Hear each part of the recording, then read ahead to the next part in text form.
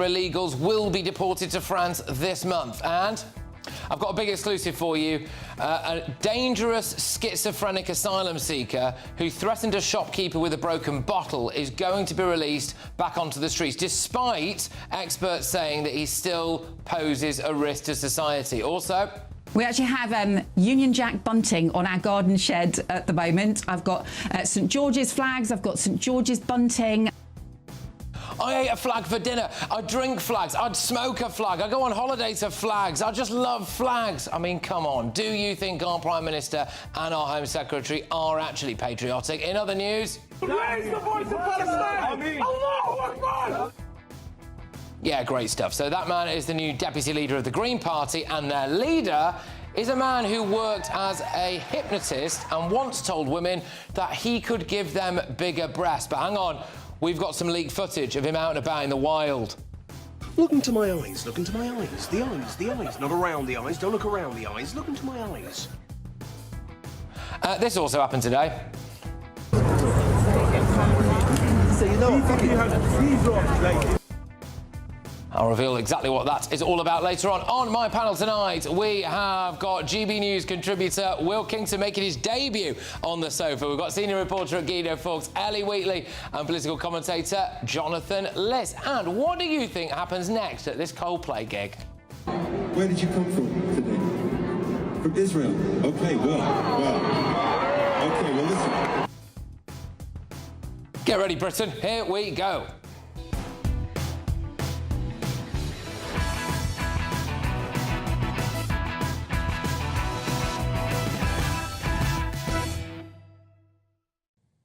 The people of Epping can't appeal, and Yvette Cooper can't say if anyone will be deported this month. Next.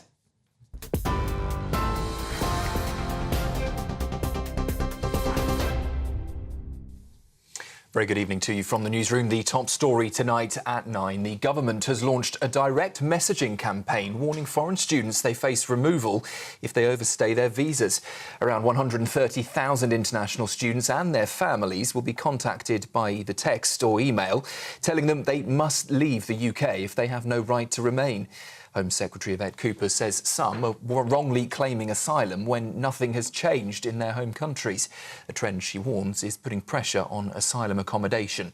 But refugee charities say many claims are genuine and students may only feel safe to seek protection once they reach the UK. Also tonight, Epping Council has been denied permission to appeal over asylum seekers being housed at the Bell Hotel there. The Court of Appeal ruled against the council, which has vowed to keep fighting, saying the site breaches planning control and harms the local community. The hotel has been at the centre of protests since July, when an asylum seeker was charged with alleged sexual assault of a 14-year-old girl. The government is under fire for making almost no progress on its promised inquiry into grooming gangs. Home Office Minister Jess Phillips told MPs earlier the search for a chair is now in its final stages and the victims will help approve the appointment. She insisted the probe will leave no stone unturned and will examine officials accused of covering up abuse. But the Shadow Home Secretary, Chris Philp, said survivors feel left in the dark and accused ministers of being, quote, dragged kicking and screaming every step of the way. Well, Boris Johnson has been speaking to us here at GB News, and earlier he said that the war in Ukraine could be over by the end of the year, but only if Donald Trump toughens sanctions on Moscow. The former Prime Minister said Putin's position is much weaker than people think, as Russia faces fuel shortages, rising inflation and failures on the battlefield. Mr Johnson also said he would back British troops on the ground in Ukraine, but only in the context of a secure peace settlement. Remain absolutely heroic. After more than 3 years of war, they are still unbeaten. Putin still holds less than 20% of their country. He still can't capture those bits of the east, you know, Pokrovsk, all that bit around there that everybody said he was going to get about a year ago. He's making glacial progress. Jaguar Land Rover has been hit by a major cyber attack, forcing production to a standstill at its two main UK plants. Workers at Halewood and Solihull were sent home after IT systems were shut down to stop the hack from spreading. The company says retail operations have also been badly disrupted at what is usually a peak time for new car deliveries. It's also confirmed that the issue is global, with the National Crime Agency now investigating. But it insists there is no evidence that any customer data has been stolen. Thousands of Israeli reservists are reporting for duty today as the military presses ahead with its offensive to seize Gaza City.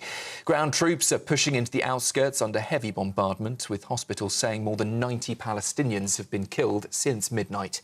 The United Nations has warned of catastrophic consequences if the city falls. Almost 1 million people remain despite evacuation orders. Prime Minister Benjamin Netanyahu has vowed to conquer all of Gaza after ceasefire talks collapsed. But Israel's army chief has clashed with ministers, warning the plan risks hostages' lives and could force a military government on the Strip. And let's take you live to these pictures in Hawaii, where Kilauea volcano has once again roared back to life, hurling fountains of lava 100 feet into the sky. It's the 32nd eruption since just December, cementing its status of one of the world's most active volcanoes. The molten spectacle is confined to the summit crater, lighting up the horizon, but thankfully posing no threat to nearby homes. Those are the latest headlines. I'll be back with you for a full roundup at 10.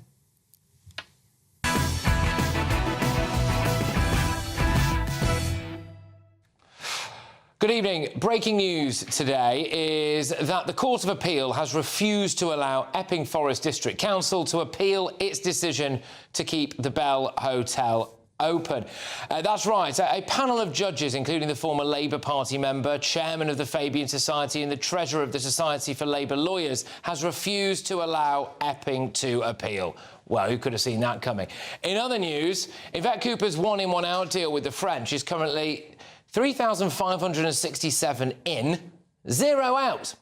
When she announced it, she refused to say if anyone would be deported back in August. Taking place in August.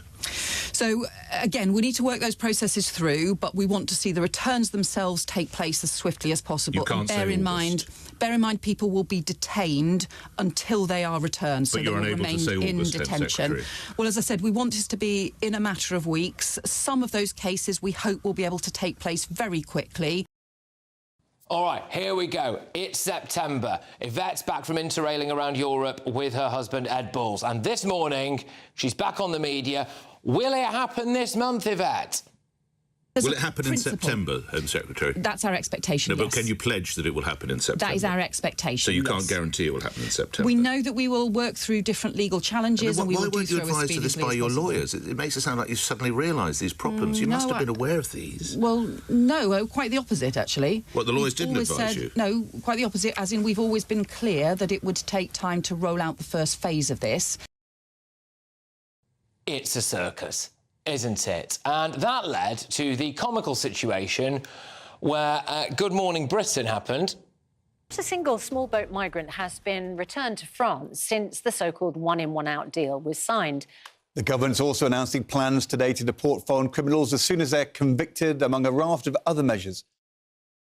Hosted by her husband, Ed Balls, and they had to report on what an ocean-going failure his wife, Yvette Cooper, is. And, yeah, remarkable, really. Looked like face like a slapped backside, didn't it, there for old Ed? But Yvette Cooper did choose to speak to the BBC twice this morning. She didn't have time yet again for GB News, which is a shame, because today it was revealed that we actually were the country's most watched news channel for the second month in a row. Anyway, we now enter the second month of the French migrant deal and we've not deported a single person. In fact, of the 35,000 people the government claims to have deported, they won't say if a single one of them was a channel migrant. But who are the kind of people that we might be importing illegally? Well, let me give you a flavour of it. There was a boat that broke down, a migrant boat, on its journey from West Africa to the Canary Islands, and they immediately started murdering each other and accusing each other of witchcraft. There we go. So that's according to numerous different reports. Now, look, obviously, if they had finally managed to ultimately make their way to Britain, then their desire to murder and their obsession with witchcraft would have just stopped the second they set foot on British soil. There is a Somalian criminal asylum seeker who claims that he's been begging the Home Office to send him back to Somalia for the last 5 months. They haven't been in touch with him. Why not? Yvette Cooper's latest bright idea is to do this. We need to clamp down on that kind of misuse, and that's why we're sending these messages, to be very clear to people. The asylum system is not for people who just want to extend their visas. Yeah, so students who illegally overstay their visas will get a text. So if you can text them, Home Secretary, then you can track where they are and then just go and deport them. I mean, take a little look at this. Is it any wonder that Labour now has an approval rating of -59? So earlier on today, GB News spoke to Boris Johnson. Seriously, what the government should do, what Yvette Cooper should do, is swallow a lot of pride and implement the Rwanda plan. Well, there we go. I mean, it's a complete disaster zone, isn't it? Should Yvette Cooper hurry up and swallow that pride, do we think? Let's get the thoughts from my panel. We have got GB News contributor Will Kingston, senior reporter at Guido Fawkes, Ellie Wheatley, and journalist Jonathan Liss. Thank you very much. Will, making your debut tonight. I'll bring you in first. I mean, well, I don't know, first things first, I suppose. This kind of blocking of the people of Epping from being able to appeal their decision by the court to keep that hotel open, I think I don't know, it whiffs a bit to me, that. Yeah, of course it does. There's this fallacy that remains that somehow the judiciary are magically objective when everyone else in the world isn't. You know, why does, in America, the Supreme Court nominations kick up such a fuss whenever it occurs? It's because people always have biases that they bring to it. But the problem that we have in this country is that we've created a system where the judges now have more power in many instances than the politicians do. And this started with Blair and it's continued, and we've just continued to actually give these ideologically captured people more and more ways to actually go against the will of the people. So, again, we were here, I was reporting when it was all kicking off live on Friday about, you know, the Labour Party member for 28 years, the former chairman of the Fabian Society, former treasurer for the Society of Labour Lawyers, the founder of Matrix Chambers, same chambers that our Attorney General worked at, being the one who was reading out the ruling on that case. And then tonight we find out that they've also denied the people of Epping, the Epping Council anyway, the right to appeal that decision to the Supreme Court. Are we just supposed to just accept this? But also, I think the other point is the fact that the Home Office and Yvette Cooper's lawyers used the ECHR to overrule the council, the court ruling to block migrants from being housed in this hotel. So that's another thing that's just going to rile up the debate within the Labour Party as well. We've obviously seen people like Jack Straw, etc., come out against, you know, we should decouple from the ECHR. So that's going to feed into that. And it does not help Starmer amongst his party, but also amongst the public. Jonathan, so we've got that story there coupled with the fact that we have not deported a single person in 2 months under this so-called one-in, one-out scheme, which is now basically a 3,500 in and none-out scheme. I mean, she just doesn't know what she's doing. It's a complete disaster. Something's obviously gone wrong behind the scenes, hasn't it? I don't know what's happening in the Home Office. I think that agreement was very stupid to begin with, and obviously I disagree with it on moral grounds to begin with. I think what Will said a moment ago is absolutely completely ludicrous. Common sense, Matt. I think you'll find that it's just wrong, mate, when you have the Supreme Court in the United States, which is, if that is the model, they might as well just pack off and go home now, because that, you have such a nakedly politicised judiciary that they really do have the right to change people's lives, whether it's constitutional amendments, so the court's here, right? No, I think that if you're going to have a profession such as the judiciary, we do have to occasionally trust people to exercise their professional judgment and to say that, yes, they are objective. It's not all conspiracy. If they disagree with you, it just happens to go one way or another. I'm still waiting to hear how I said what was wrong. If the first judge was actually Conservative, and he did stand to be elected, I think it was 4 times as a Tory MP, to be fair. Okay, fine. He was a candidate. Okay, fine. And I didn't say anything, but I think we can point that, because certainly, you know, our opponents are very happy to point out on the other side. But it doesn't mean that his judgment was politicised. I'm not suggesting that for a moment. He's a judge. He took a decision. The appeal judges had a different decision. And for what it's worth, I think that the council should have been allowed to appeal, because ultimately this is such an important issue. It probably will have to be heard in the Supreme Court at some point. Patrick, you know what is interesting, how you've coupled these stories together? People more and more are feeling like that there is this combination of an ideologically captured judiciary and an inept ideological government, and they are working in league together, at least the optics, to actually basically go against the will of the people. That is the problem that this faces, and as a result of that, trust in those institutions has completely eroded. How do you know what the will of the people is? The will of the people was to elect Labour a year ago. The last time the will of the people was actually checked. Well, that's not how it works. We don't have elections by polls in this country. The current approval rating is -50. Doesn't matter. Mention though, this one in, one out deal is only maybe 50 migrants a week. That's what they're hoping for. That is a drop in the ocean. That's not a deterrent. So, I mean, the whole thing's a nonsense anyway. But it's also a little bit of a laughing stock. I mean, Yvette Cooper, first day back from interrailing with Ed Bulls around continental Europe, found time to go on the BBC twice today. One of those, which is going to come on to next, was just all about her saying pathetically how much she loves flags. And then it was just nuts. I mean, it was nuts. But I love it was the concept of flags as well, which I found very odd. It was horrific to watch. It was just maniacal, really.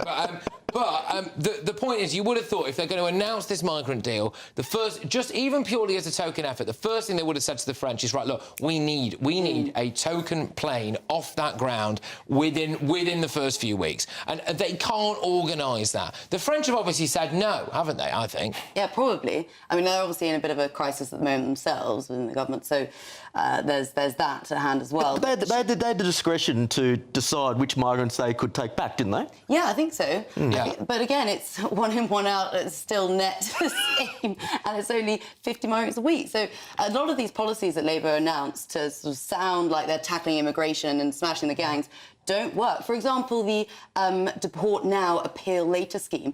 The countries they added onto the list were Canada, Australia, a whole bunch of countries that actually we know foreign national offenders don't necessarily. Yeah. The whole reason for this is that the government, 1.6% of small the government doesn't have the guts to actually fight its own battles. They're conceding all of the political ground to reform. They're basically fighting on reform's lawn. They're never going to win that battle. Yeah. If you cede all the ground to reform will win, and that is the cardinal error they're making on this issue. Well, so hey, let's say I don't know what your exact visa situation is, mate, but let's say you overstayed, right, and you were desperate to stay here, and you'd managed to evade immigration authorities for a number of years, and doing a little bit of illegal activity, all of that stuff. But then the Home Secretary sends you a text, mate, right, and she says, "Hey, look, Will, would you rather she deported him? I've got your number. I've got your number." Detain, deport. Is that going to make you turn yourself into the authorities, do you think?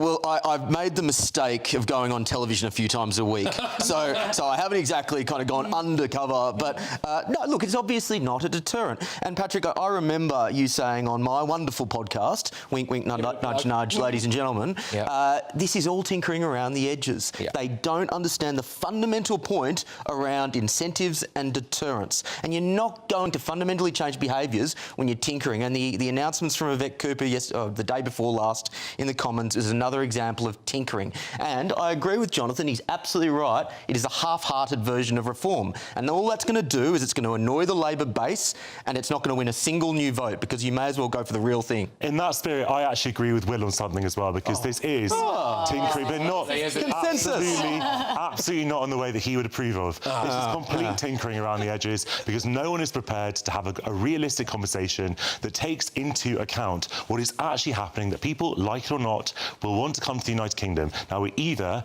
outsource that to criminal gangs, or we actually facilitate it with safe and legal routes and allow people to claim asylum, which is an internationally recognised human right. So people, get discounts on golf and saunas and all the rest of it. Of course, I would want to come here too. I want that. Jonathan, for £9 a week, Ellie? I don't think so. People wanted to come to Australia as well, and because they sorted the problem out, they no longer have any boat arrivals. I don't think that Australia is a model for race relations in any way. That's not certainly on its migration policy. And if you look at the way that Australia treated detainees on that island, people died. The UN criticised it for being inhumane. I couldn't give I'm sure you couldn't. What the UN I'm sure you says. couldn't, but a lot of people do. But Jonathan, here's the other fact: more people died crossing the river, crossing the ocean in dangerous boats than died in Nauru. That is a fact.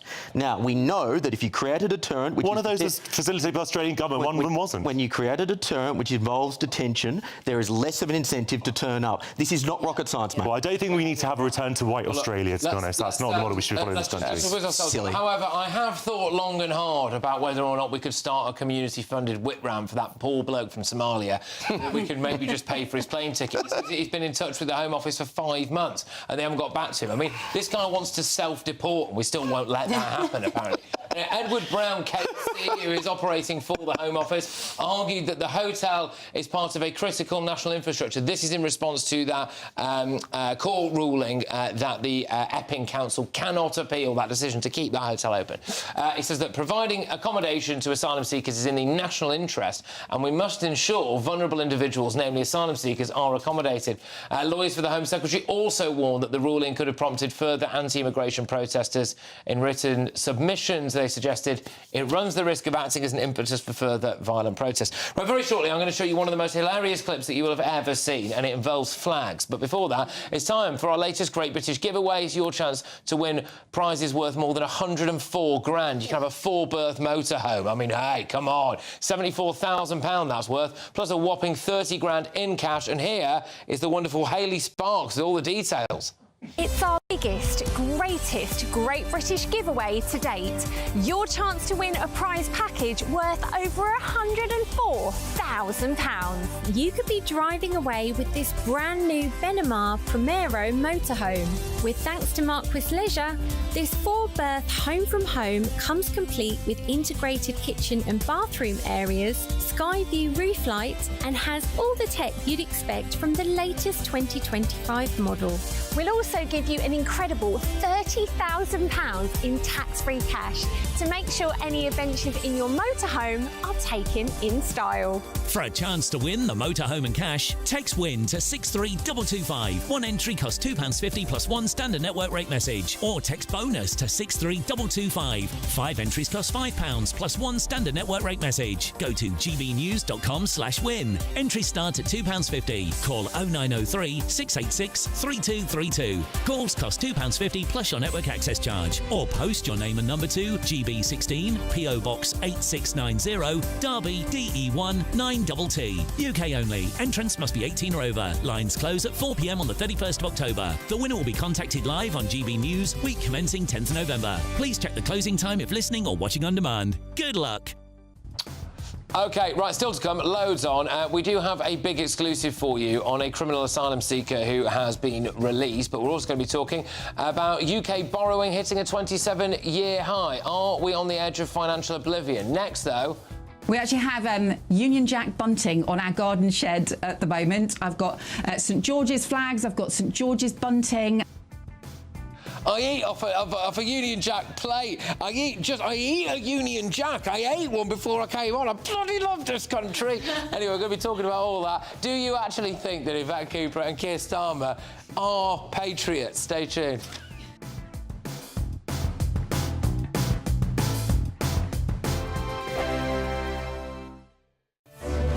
Miriam, you can't be serious. Scrapping the triple lock on state pensions? Madness. Andrew, we just can't carry on pretending. The numbers just don't add up. We've got to be honest with people. We've got to face the facts. That's what people want. Well, that's what you get on GB News and on Britain's Newsroom. Lively debates, lively conversation. Britain deserves a newsroom that puts the facts and your voice first, and we're not afraid to hold power to account. And each other. So join me, Andrew Pearce. And me, Miriam Gates, for Britain's Newsroom, weekdays from 9:30 on GB News. The People's Channel, Britain's News Channel.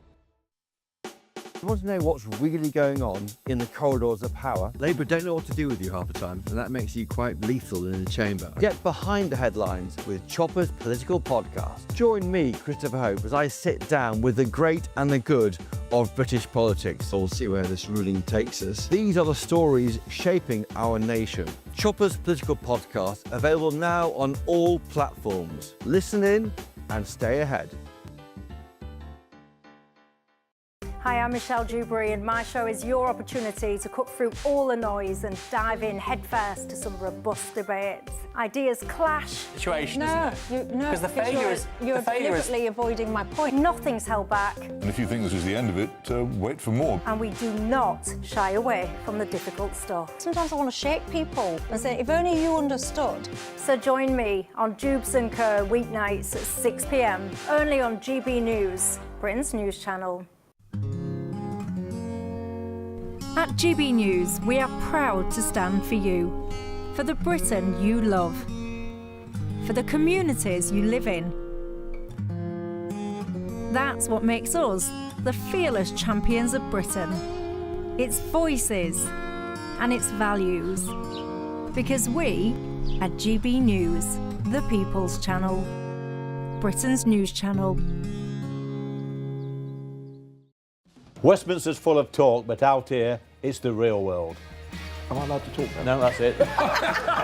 This is where it matters, real people and real lives. That's what politics is all about. In fact, has Trump made a good start? No. Straight answers, no spin, and just a couple of pints. How many fingers have I got up? About 10. So join me for Lee Anderson's Real World every Friday at 7 p.m, only on GB News. The People's Channel, Britain's news channel.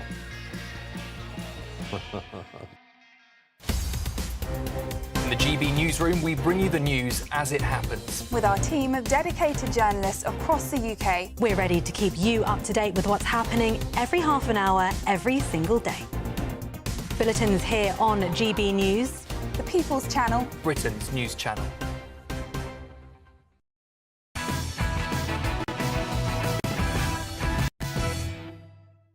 Welcome back to Patrick Christys tonight, only on GB News. Do you think that Keir Starmer and Yvette Cooper are patriotic? It's time for the head-to-head. Well, there's a reason why I ask this. As you can see, we've managed to import my own flag here. But Sir Keir Starmer insists that he is a big fan of flags. I'm a supporter of flags. You are sitting with one. You've got a Union Jack behind you. I've got one behind me. Are you a supporter of people painting roundabouts and hanging them from lampposts? Look, I'm the leader of the Labour Party who puts the Union Jack on our Labour Party membership cards. I always sit in front of a Union Jack. I've been doing it for years. Sir Keir Starmer also posted on social media saying, "I'm proud of our flag as a patriotic symbol of our nation. Like lots of people, I've proudly got one up at home. Using our flag to divide devalues it." Well, it comes as councils in Birmingham, Tower Hamlets, they obviously removed some of the English flags. We all know that story by now. However, what did Yvette Cooper say? We actually have Union Jack bunting on our garden shed at the moment. I've got St George's flags, I've got St George's bunting, I've got the Yorkshire Rose bunting as well. Gosh, she loves it. Anyway, is it patriotism or are they just playing politics? Are they really patriotic? I'm joined now by the Labour MP for Crewe and Nantwich, Conor Naismith, and I've also got the co-founder of the Together Declaration, Alan Miller. Chaps, thank you very, very much. Alan, do you think when you hear those clips there from our Prime Minister or our Home Secretary that they are patriotic, that they do really love the flag? I think they actually are not patriots. I don't think they're patriotic. I think we can see that in their actions. I can see that when our Prime Minister says that we have a rich tradition of free speech, which we do in Britain, which our flag represents and embodies the Enlightenment idea, Scottish Enlightenment and England and Wales. And yet, we've seen an attack on free speech. We've seen a two-tier policing. We've seen a weaponising of the judiciary. We've seen people being called criminals by the Home Office before they're actually convicted.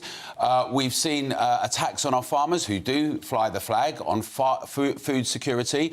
We've seen an assault on the very notion of privacy. We now are being told, actually, we're going to have digital ID to stop the boats.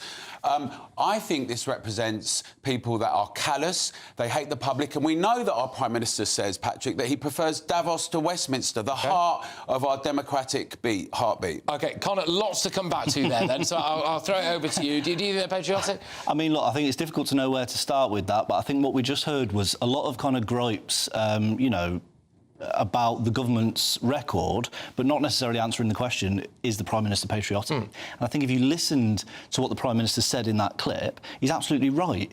In terms of his leadership of the Labour Party, he is the leader of the Labour Party that put the flag on the membership card. My election addresses that went out during that general election all had the flag proudly there.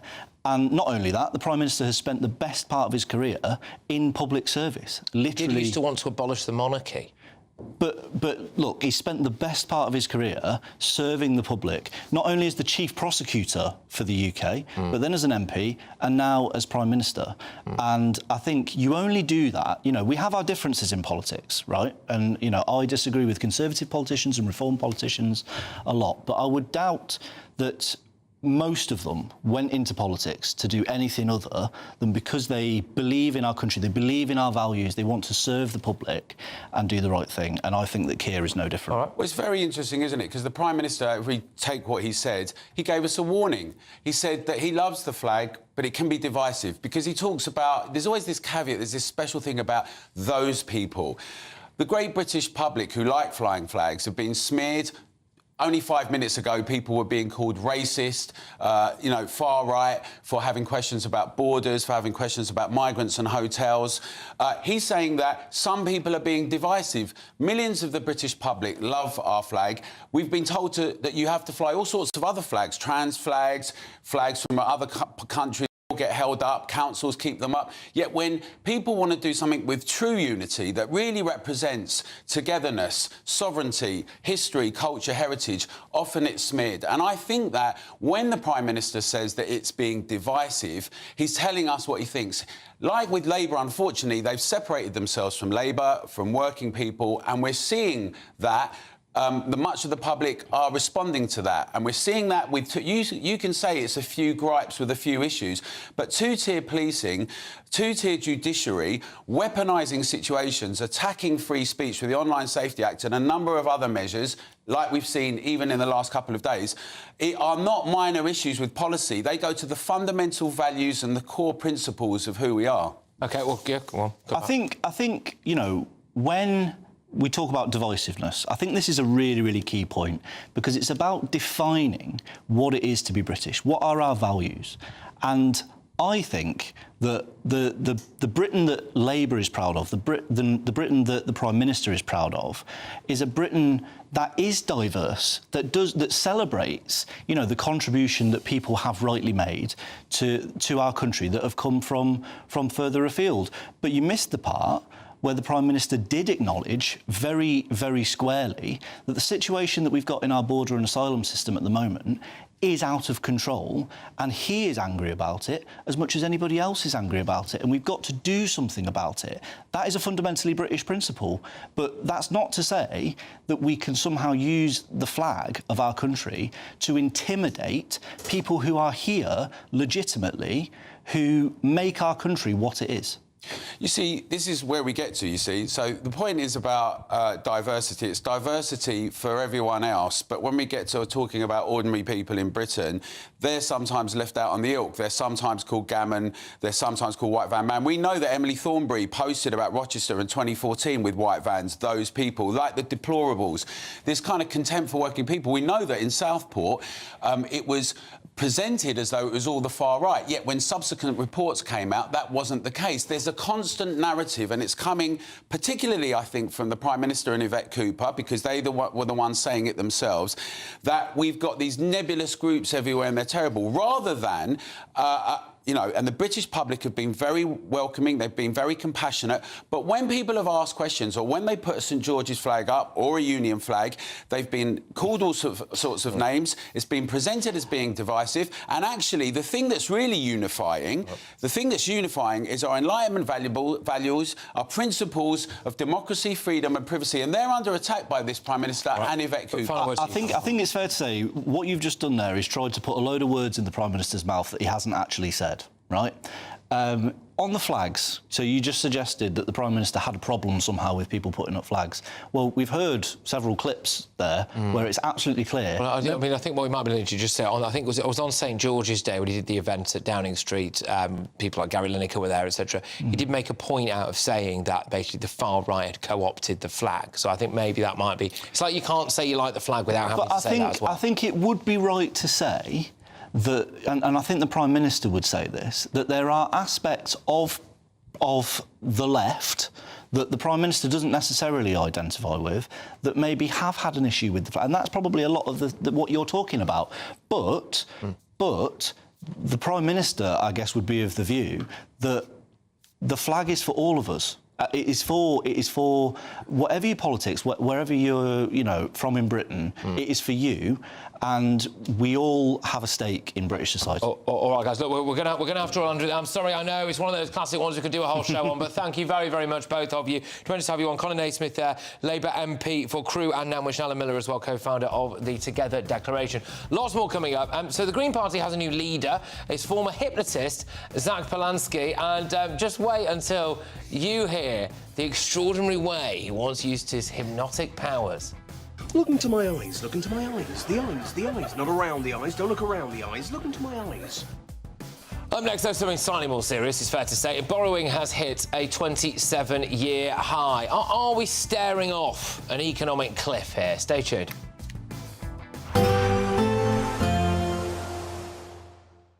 Be nice to escape the grey. Clear skies, here we come. As clear as our travel insurance. All Clear Travel Insurance sponsors GB News Travel Destinations Forecast. Plenty of September sunshine on offer around the Mediterranean at the moment. There are a few showers in Croatia. They'll clear away. And some wet and windy weather across the far north of Portugal and the northwest of Spain. But most of Spain, the Balearics, dry and sunny. Italy turning sunny as well after some heavy showers earlier in the week. Now, the showers across Croatia, they are clearing away, and much of the Greek islands also fine, dry and sunny. And that'll generally continue throughout this week. All Clear Travel Insurance sponsors GB News Travel Destinations Forecast.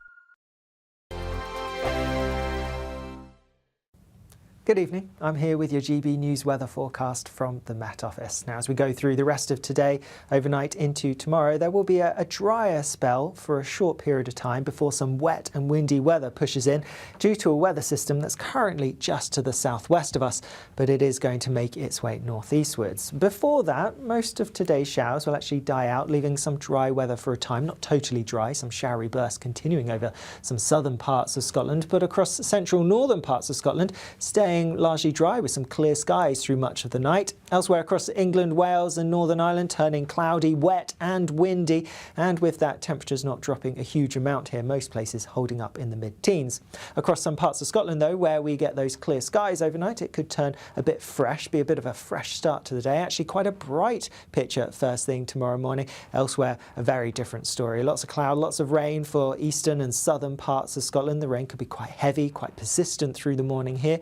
Plenty of outbreaks of rain across Northern Ireland and across much of England and Wales. Some heavy persistent rain affecting some southern counties on your way to work perhaps tomorrow morning. There will also be some strong winds around which could cause some issues, particularly towards coastal parts in the south. Now, as we go through the day, the heavy and at times persistent rain across parts of Scotland and northern England will continue. Elsewhere, we're going to see the more persistent rain clearing, but there will be heavy, perhaps even thundery showers following in behind. Some sunshine in between those showers, but always worth factoring in those strong winds, especially in the south. Now, as we go through Thursday, it looks like another showery day for many, perhaps a spell of more persistent showery rain feeding across parts of central into eastern England. Elsewhere, a scattering of showers. These will be hit and miss, so some drier, sunnier weather in between. Friday, however, actually looks like a largely dry day for many. Not totally dry, and that's the theme that we take in to at least the start of the weekend. Miriam, you can't be serious. Scrapping the triple lock on state pensions? Madness. Andrew, we just can't carry on pretending. The numbers just don't add up. We've got to be honest with people. We've got to face the facts. That's what people want. Well, that's what you get on GB News and on Britain's Newsroom. Lively debates, lively conversation. Britain deserves a newsroom that puts the facts and your voice first, and we're not afraid to hold power to account. And each other. So join me, Andrew Pearce. And me, Miriam Gates, for Britain's Newsroom, weekdays from 9:30 on GB News. The People's Channel, Britain's news channel. Join me, Nana Akwe, for an informative, interactive news programme with a difference. It's fun. No, he didn't say that, though. I'm so surprised. I think there's an element of truth to that. Join me from 3 p.m. every weekend, only on GB News, Britain's news channel.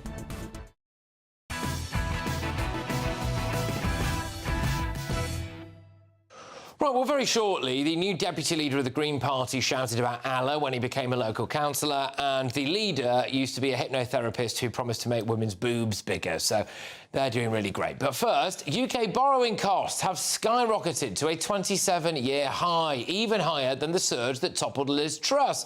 Shame you're not hearing that wall-to-wall on the news channels, though, are you? I wonder why. The interest rate on 30-year bonds hit 5.7% today, making it more expensive for Britain to service its debt. Yay! Reports say that Labour could face a £50 billion black hole, but Labour has ruled out raising income tax, VAT or national insurance, which is now fuelling speculation over property taxes, frozen thresholds instead. Also, to be honest with you, whether or not we're going to have to be bailed out. So is Rachel Reeves about to drive Britain off a financial cliff?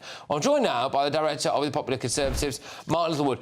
Mark, the economy's even worse than the last time I spoke to you, I think, isn't it? Gets worse week by week, doesn't it, Patrick? I mean, more bad figures.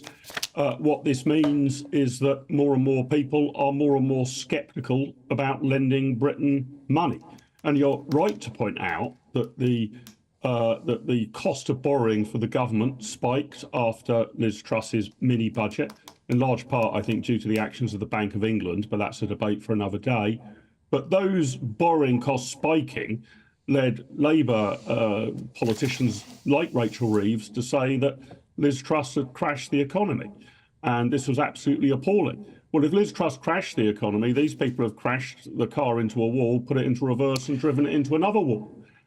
This is going to make it extraordinarily difficult for Rachel Reeves to do anything sensible and coherent at the time of the autumn budget. You've just listed the various things she's promised not to do, and therefore the things she might. But if she tries to dial up tax even higher, she will make things worse. The political problem she's got is there is no way she can get spending down at all because the Labour backbenchers won't wear it. They tried to trim a bit off the welfare bill. They had a political rebellion on their hands. So we're locked into this doom loop.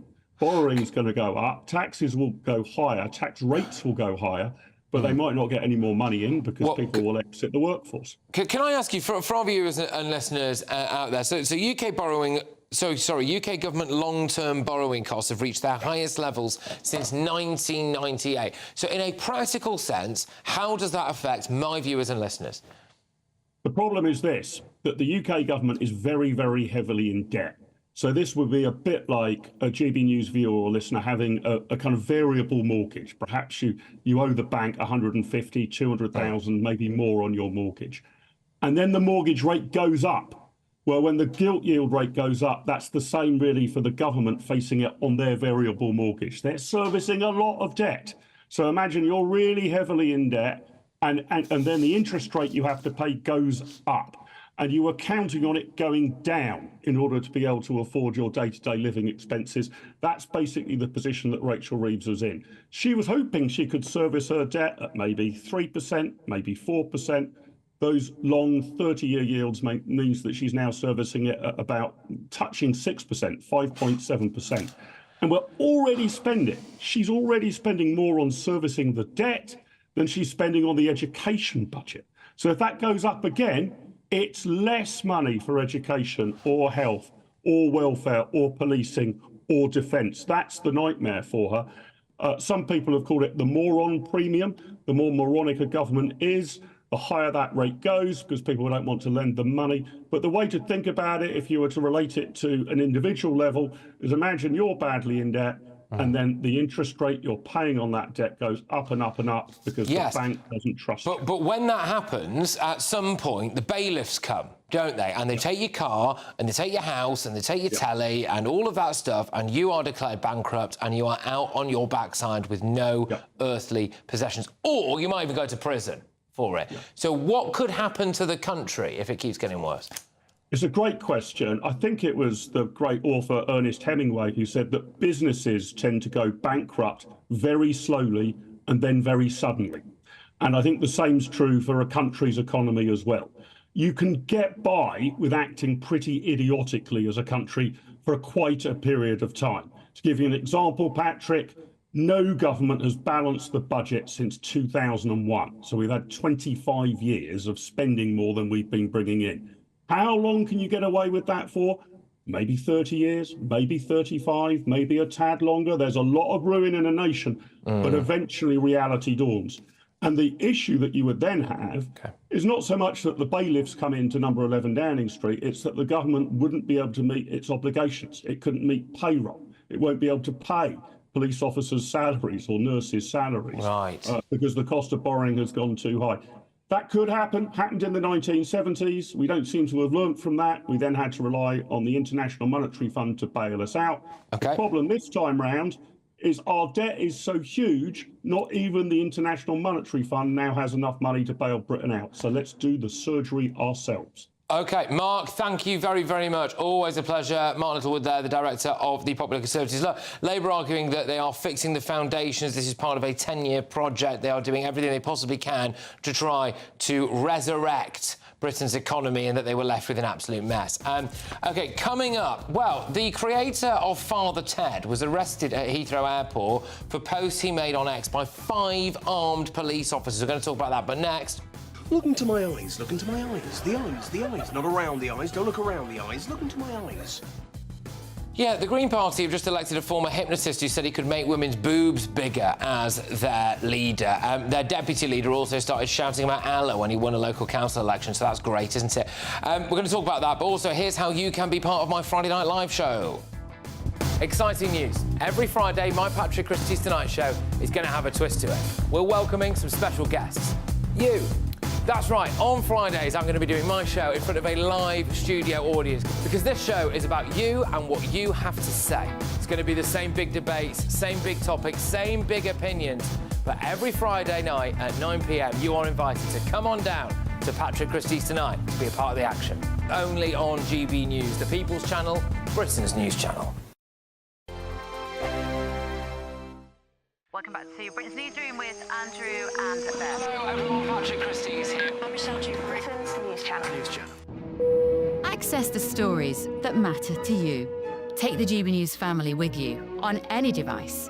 And as long as you have an internet connection. Tune in to GB News, anywhere on the planet or beyond. GB News, the People's Channel, Britain's news channel.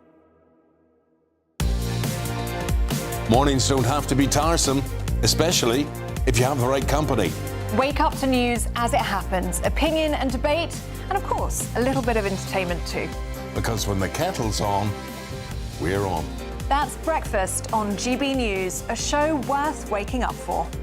Every morning from 6 a.m. Only on the People's Channel, Britain's news channel. We'll spread the news, you spread the word. From the school run to the home run, watch a new show for all of Britain. He can say whatever he wants. A straight-talking show where all voices are heard. And, you know, when are we going to stop talking about smashing the gangs and actually do it? With the stories that matter from every part of our country. There's a bit of a crash landing there for your Chancellor. Bold, fearless and standing up for you. That's me, Martin Daubney, 3 p.m. till 6 p.m, weekdays, here only on GB News. The People's Channel, Britain's news channel. You want to know what's really going on in the corridors of power? Labour don't know what to do with you half the time, and that makes you quite lethal in the chamber. Get behind the headlines with Chopper's Political Podcast. Join me, Christopher Hope, as I sit down with the great and the good of British politics. We'll see where this ruling takes us. These are the stories shaping our nation. Chopper's Political Podcast, available now on all platforms. Listen in and stay ahead. Westminster, the ultimate clique. And you're fighting like rats in a sack. But here on the Camilla Tominey Show, we ask the questions the establishment media is too scared to ask. OK, let me ask you a straight question, because I know you're a straight-talking politician. Whether it's net zero, illegal immigration or law and order, nothing is off limits. You had the power then. Yeah, as I and say, now you've lost it. That's the Camilla Tominey Show, a politics show that's fearless. But no, let me finish my question if you don't mind, because it is my show. Sundays at 9:30, only on GB News, the People's Channel, Britain's news channel. The GB News Newsroom, we bring you the news as it happens. With our team of dedicated journalists across the UK, we're ready to keep you up to date with what's happening every half an hour, every single day. Bulletins here on GB News, the People's Channel, Britain's news channel.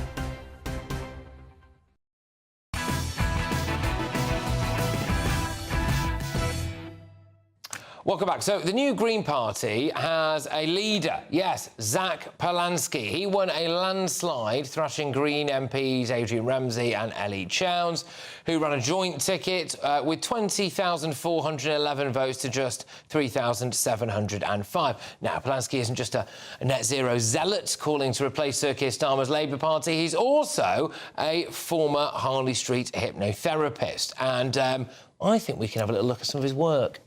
Look into my eyes, look into my eyes. The eyes. Not around the eyes, don't look around the eyes. Look into my eyes. You're under. In a moment, I will clip my fingers and you will give me your telephone number so I can take you out on a date. Yes, well, you might think that that's a mixtape, but it's not that far from the truth, because Polansky once tried to help a Sun reporter enlarge her breasts using just the power of her mind. There is someone else who is now a high flyer in the Green Party. It's their deputy leader. It's a chap called Mothin Ali.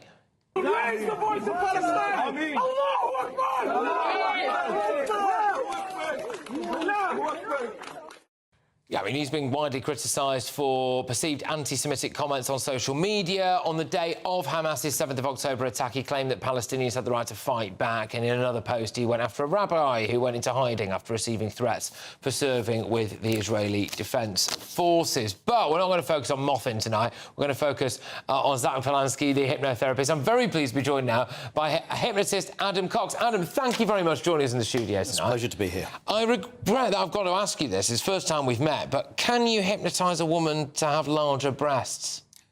Unfortunately, not for very long. I think the studies that have investigated this have looked at how hypnotic suggestion can influence female hormones, and that can temporarily, very temporarily, change the breast size, but it doesn't last very long. And I think the headline that was attributed kind of gave the idea that you can actually have breast enlargement without surgery. Yeah. And I would say that would be an unethical thing to say, because it gives the idea of permanently larger breasts over a long period of time, and that absolutely can't be done with hypnotherapy. But so you're saying that it can essentially be done on a short time scale? Yeah, I think most people have had the experience of having a physical reaction by something happening in their mind. They might be very anxious about something and their heart, starts beating faster, and they might feel tension in their gut. So there is a mind-body connection, absolutely, but whether or not that can actually kind of change the size of a female's breast permanently, no, it can't. Because you mentioned there about ethics, and that is kind of the first thing that came to my mind when I saw this. I was like, was that really ethical to be doing that kind of stuff, really? It might be bait and switch, so it might be saying, hey, I can do this thing, and then when you have the client in front of you, you say, actually, what you really want is high self-esteem and high confidence. That's still unethical, but less unethical than actually convincing someone that they can have bigger breasts and then not. That would be absolutely deceitful. I know hundreds of hypnotherapists, and I've seen over 1,000 clients, and I don't know a single one that's used hypnotherapy to change a woman's breast size. I do know lots of hypnotherapists that have helped people with weight loss and quitting smoking and phobias and confidence and anxiety. If hypnosis could really change a woman's breast size permanently, lots of hypnotherapists would do that because it would be very lucrative, and they're not. Yeah, which tells its own story in a way, really. So someone like Zach Polansky, is he a bit of a laughingstock in the profession, or not really? He's not known in the profession. Right. I speak at all the conferences. I have a popular hypnosis podcast. I know most of the hypnotherapists. I've never heard of him as a hypnotherapist. So, he was in Harley Street. Anyone can kind of book hours in Harley Street. It's not as impressive as it used to be 30 years ago. So I would say maybe he was a hypnotherapist, but reputationally, I'm not aware of him. I'm going to ask you a question now. So, can you ever trust a hypnotherapist, in a sense, politically? How do we know, when it comes to question time or these debates that we're going to get, is he staring down the camera trying to influence us all using subtle techniques or not? I would say all politicians probably would make fairly good hypnotherapists, because it's using communication to influence at a conscious or subconscious level. Sound bites are hypnotic suggestions. So I think if he's a good hypnotherapist and an ethical hypnotherapist, he might make a good politician. But I would say if he uses that power for the wrong reasons, then, yeah, unethical. Well, I've been sitting opposite you for a little while now, and I can say there's certainly no chance my breasts have got any bigger. So thank you very much. But there we go, Adam Cox there, who is a hypnotist. And do you want to just name your podcast quickly? Podcast is called The Hypnotist. Oh, there you go, straight down the line. Love it. Right, Mr. Polanski said in an interview, so right of reply to Mr. Polanski, I think it's important to say that I've apologised. Oh, gosh, he has really seriously apologised for it. If it was 2019, the interview was originally in 2013, I would not have done the article, and if I had, I would have been stronger to condemn it. He went on to insist it was not a service he charged for. OK. Right, look, loads more coming your way, including serious questions over freedom of speech. Stay tuned. Expect warm spells with the odd rude interruption. Boxed Boilers sponsors the weather on GB News.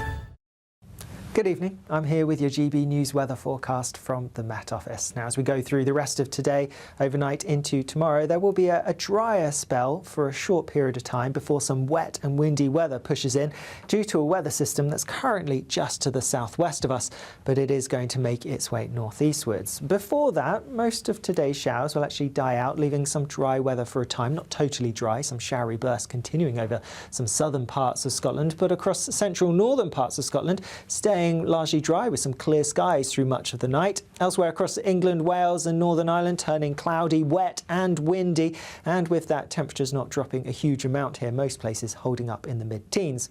Across some parts of Scotland though, where we get those clear skies overnight, it could turn a bit fresh, be a bit of a fresh start to the day. Actually quite a bright picture first thing tomorrow morning. Elsewhere, a very different story. Lots of cloud, lots of rain for eastern and southern parts of Scotland. The rain could be quite heavy, quite persistent through the morning here. Plenty of outbreaks of rain across Northern Ireland and across much of England and Wales. Some heavy persistent rain affecting some southern counties on your way to work perhaps tomorrow morning. There will also be some strong winds around which could cause some issues, particularly towards coastal parts in the south. Now, as we go through the day, the heavy and at times persistent rain across parts of Scotland and northern England will continue. Elsewhere, we're going to see the more persistent rain clearing, but there will be heavy, perhaps even thundery showers following in behind. Some sunshine in between those showers, but always worth factoring in those strong winds, especially in the south. Now, as we go through Thursday, it looks like another showery day for many, perhaps a spell of more persistent showery rain feeding across parts of central into eastern England. Elsewhere, a scattering of showers. These will be hit and miss, so some drier, sunnier weather in between. Friday, however, actually looks like a largely dry day for many. Not totally dry, and that's the theme that we take in to at least the start of the weekend. Expect warm spells with the odd rude interruption. Boxed Boilers sponsors the weather on GB News. It's our biggest Great British giveaway to date. You could be driving away with this brand new Benamar Primera motorhome. This 4-berth home from home comes complete with integrated kitchen and bathroom areas and has all of the tech you'd expect from the latest 2025 model. We'll also give you an incredible £30,000 in tax-free cash to make sure that any adventures you take in your new motorhome are taken in style. For a chance to win, text WIN to 63225. One entry costs £2.50 plus one standard network rate message, or text BONUS to 63225. 5 entries cost £5 plus one standard network rate message. Go to gbnews.com/win. Entries start at £2.50. Call 0903 686 3232. Calls cost £2.50 plus your network access charge. Or post your name and number to GB16 PO Box 8690 Derby DE1 9TT. UK only. Entrance must be 18 or over. Lines close at 4 p.m. on the 31st of October. Please check the closing time if listening or watching on demand. Hi, I'm Michelle Dewberry, and my show is your opportunity to cut through all the noise and dive in headfirst to some robust debates. Ideas clash. Situation, no, isn't it? No, because the failure is you're deliberately avoiding my point. Nothing's held back. And if you think this is the end of it, wait for more. And we do not shy away from the difficult stuff. Sometimes I want to shake people and say, if only you understood. So join me on Jubes & Co. weeknights at 6 p.m. only on GB News, Britain's news channel. In the GB Newsroom, we bring you the news as it happens. With our team of dedicated journalists across the UK. We're ready to keep you up to date with what's happening every half an hour, every single day. Bulletins here on GB News. The People's Channel. Britain's news channel. From the school run to the home run, watch a new show for all of Britain. He can say whatever he wants. A straight-talking show where all voices are heard. And, you know, when are we going to stop talking about smashing the gangs and actually do it? With the stories that matter from every part of our country. There's a bit of a crash landing there for your Chancellor. Bold, fearless and standing up for you. That's me, Martin Daubney, 3 p.m. till 6 p.m, weekdays, here only on GB News. The People's Channel, Britain's news channel. Miriam, you can't be serious. Scrapping the triple lock on state pensions? Madness. Andrew, we just can't carry on pretending. The numbers just don't add up. We've got to be honest with people. We've got to face the facts. That's what people want. Well, that's what you get on GB News and on Britain's Newsroom. Lively debates, lively conversation. Britain deserves a newsroom that puts the facts and your voice first, and we're not afraid to hold power to account. And each other. So join me, Andrew Pearce. And me, Miriam Gates, for Britain's Newsroom, weekdays from 9:30 on GB News. The People's Channel, Britain's news channel.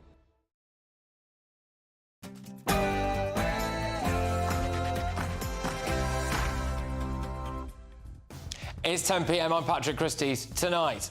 Speech in this country has been for a very long time. We're very, very proud of it. We will protect it forever. Is that true, Sir Keir Starmer? Because today, comedian Graeme Linehan was arrested by 5 armed police officers at Heathrow Airport over social media posts. Will it happen in September, Home Secretary? That's our expectation, No, yes. but can you pledge that it will happen in September? That is our expectation. Well, if Ed Cooper can't promise that any illegal migrants will be deported to France this month, and it comes as I've got a big exclusive for you in a few minutes' time. An anonymous, dangerous, schizophrenic asylum seeker who threatened a shopkeeper with a broken bottle is going to be released back on our streets despite experts saying that he still poses a danger to you. Also, we actually have Union Jack bunting on our garden shed at the moment. I've got St George's flags, I've got St George's bunting. I've got the tattoo of a flag here, look. I just eat flags everywhere I go. I rolled a flag up and I smoked it before I did this interview. It's just ridiculous, isn't it? Do you honestly think, though, that she's overcompensating? In other news... Raise the voice of Palestine! Allahu Akbar! Fantastic. So that's the new deputy leader of the Green Party shouting about Allah, and their new leader is a man who worked as a hypnotist and once told women that he could give them bigger breasts. But we here at GB News, we found some leaked footage of him out and about in the wild. Look into my eyes, look into my eyes. The eyes, not around the eyes. Don't look around the eyes, look into my eyes. Yeah, this also happened today. So you know,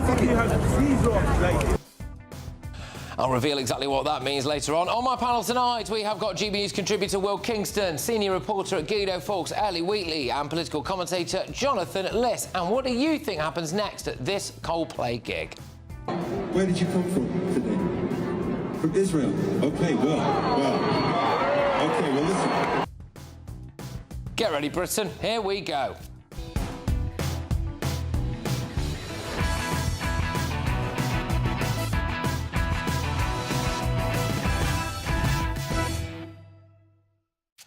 Armed police arrest a comedian for their tweets in Sir Keir Starmer's Britain. Next.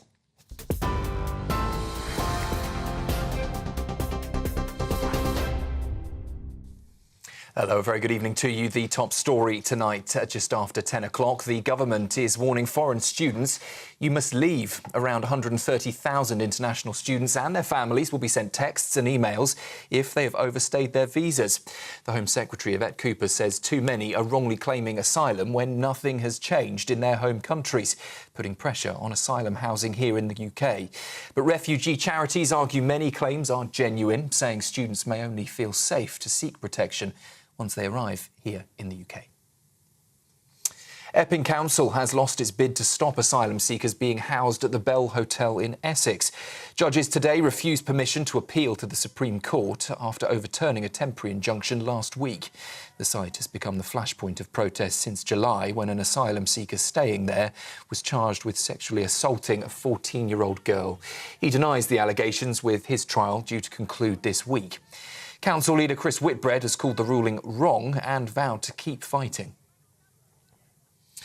The Green Party has a new leader and he's setting his sights firmly on Labour. Zach Polanski, a London Assembly member and the party's former deputy, won by a landslide, more than 20,000 votes to 3,700 against his two rivals. In his victory speech, Polanski vowed to build a green left to replace Labour, ruling out a coalition with Sir Keir Starmer's party and setting an ambitious target of 30 MPs at the next general election. He also branded Reform UK charlatans and pledged to welcome asylum seekers through safe routes, insisting this country needs immigration. Kemi Badenoch says a Conservative government would make North Sea oil and gas the cornerstone of Britain's economy and hit out at Labour for treating the sector as, in her words, a relic of the past. But Energy Secretary Ed Miliband accused the Tories of peddling the same failed energy policy and warned it would hurt working people, insisting Labour's clean energy sprint will secure jobs of the future. But speaking to industry leaders today, Kemi Badenoch promised to scrap Labour's block on new licences and restore what she calls common sense to energy policy. We'll help people with their energy bills by making sure that we increase supply. 100% of the gas that is taken from the North Sea is used in the UK. And what we're seeing right now with sky-high energy bills is a result of a net zero mandate that is simply not working. And we need both Labour and the SNP to change course. It does matter because we help influence the market. And you look at countries like Norway who are drilling right in this very basin in the North Sea. We need to make sure that we're also able to provide supply. At the moment, European countries are still buying oil and gas from Russia. I think it would be a lot better if they bought it from Aberdeen. In other news tonight, North Korea's Kim Jong-un has arrived in Beijing to join China's largest ever military parade. His rare trip will see him share the stage with Xi Jinping, Vladimir Putin and more than 20 other world leaders. Tomorrow's Victory Day event marks 80 years since Japan's surrender in World War II. Tens of thousands of troops will march through Tiananmen Square, showcasing China's newest tanks, aircraft and anti-drone systems. Western leaders, though, staying away in protest, they say, over Russia's war in Ukraine. And eyes to the skies. The Northern Lights could, well, blaze across the UK again tonight. Forecasters say a powerful solar storm may reach G4 severe level, one of the strongest on record, giving millions the chance to see the aurora with the naked eye. From Scotland to the south coast, the colours of purple, green and red could ripple overhead. If the clouds don't get in the way, that is. The Met Office says forecasts can change rapidly, but conditions tonight offer one of the best chances this year to catch the spectacle. Those are the latest headlines for now. I'll be back with you at 11. Oh, well, good evening, everybody. On slightly earlier than expected there. OK, so today a comedian was arrested by 5 armed police officers at Heathrow Airport because of stuff he posted on social media. Graeme Linehan was arrested, he claims, for posting this on X. And we can bring it up on the screen for you now. A photo you can smell, he said there at a trans protest. And Mr. Linehan, who wrote Father Ted and the IT crowd, wrote this after his arrest. The moment I stepped off the plane at Heathrow, 5 armed officers were waiting. Not 1, not 2, 5. They escorted me to a private area and told me I was under arrest for 3 tweets. In a country where paedophiles escape sentencing, where knife crime is out of control, where women are assaulted and harassed every time they gather to speak, the state had mobilised 5 armed officers to arrest a comedy writer for this tweet. I promise you, I am not making this up. He then became unwell and had to be taken to hospital, which is, if we can have a look at that picture again, where he was there. Well, the Metropolitan Police released this statement. On Monday, the 1st of September at 1 p.m, officers arrested a man at Heathrow Airport after he arrived on an inbound American Airlines flight. The man in his 50s was arrested on suspicion of inciting violence. This is in relation to posts on X. After being taken to police custody, officers became concerned for his health and he was taken to hospital. His condition is neither life-threatening nor life-changing. He's now been bailed pending further investigation. Graeme Linehan's arrest has drawn criticism from across the political spectrum. If he is charged, the case will need to be considered by the court, so we can't go into detail too much to avoid prejudicing any trial. But it brings up wider questions about freedom of speech and expression in Sir Keir Starmer's Britain. Do you remember when Sir Keir Starmer said this? We've had free speech for a very, very long time in the United Kingdom, and it will last for a very, very long time. In fact, he likes that line so much, he said it twice. Free speech in this country has been for a very long time. We're very, very proud of it. We will protect it forever. Graeme Linehan's arrest has drawn condemnation from across the political spectrum, and it raises serious questions about freedom of expression as well, doesn't it? You have Lucy Connolly, the Epping mum, as well, was arrested on Sunday. Police arrested 30 people every day for so-called offensive online messages. And a couple were arrested for WhatsApp messages that they wrote about their child's school. Then there is this. A pensioner got the knock on the door for saying something critical about the local council online. I mean, in the wake of Lucy Connolly's release, Labour's Chris Bryant, there he is, look at him there, tweeted this. I grew up in Franco's Spain. I visited Pinochet's Chile and had friends who were tortured by the dictatorship in Argentina. I met electing a family many times. We don't have political prisoners in this country. Is that true? Chris Bryant needs to have a long, hard look at himself, which, by the way, I imagine he quite likes to do. Sir Keir Starmer has criticised the Metropolitan Police over comedy writer Graeme Linehan's arrest. But you know what?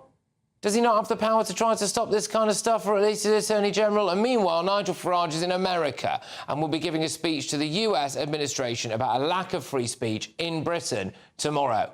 We live in very, very dangerous times. Let's get thoughts on my panel. We have got GB News contributor Will Kingston, we've got senior reporter Guido Fawkes, Ellie Wheatley, and of course we've got journalist Jonathan Liss. Will, so, I mean, look, 5 armed police officers at an airport to arrest a comedian for a series of tweets. I should just clarify that one of those tweets as well, he posted about how if you are a woman and there's a man, a biological man who enters your space, then you should, you know, try and get them out of there. And he made a quip, I think, about, you know, kick him in the balls, basically, which I imagine was this allegation of incitement. Patrick, I suspected we'd be talking about this tonight, so I was gathering my thoughts, and I, at one point, paused, and I went, should I say that? And then I realised that's exactly the point. This is what they want. They want people to stop and pause and say, oh, well, does what I'm saying go against the accepted speech of the day? That is why, to your point, there was 5 armed guards as opposed to 1 unarmed police officer saying, can I have a quiet chat? That's why he was put in a cell for hours. This is all about messaging to you to say, shut up, don't basically say anything which goes against the accepted wisdom. It is all about messaging. It's all deliberate. There is nothing about this which is actually, which is not very much planned by the police. So, Ali, again, it is, you're right to say that, Will. You know, it's this wider point of freedom of speech and freedom of expression.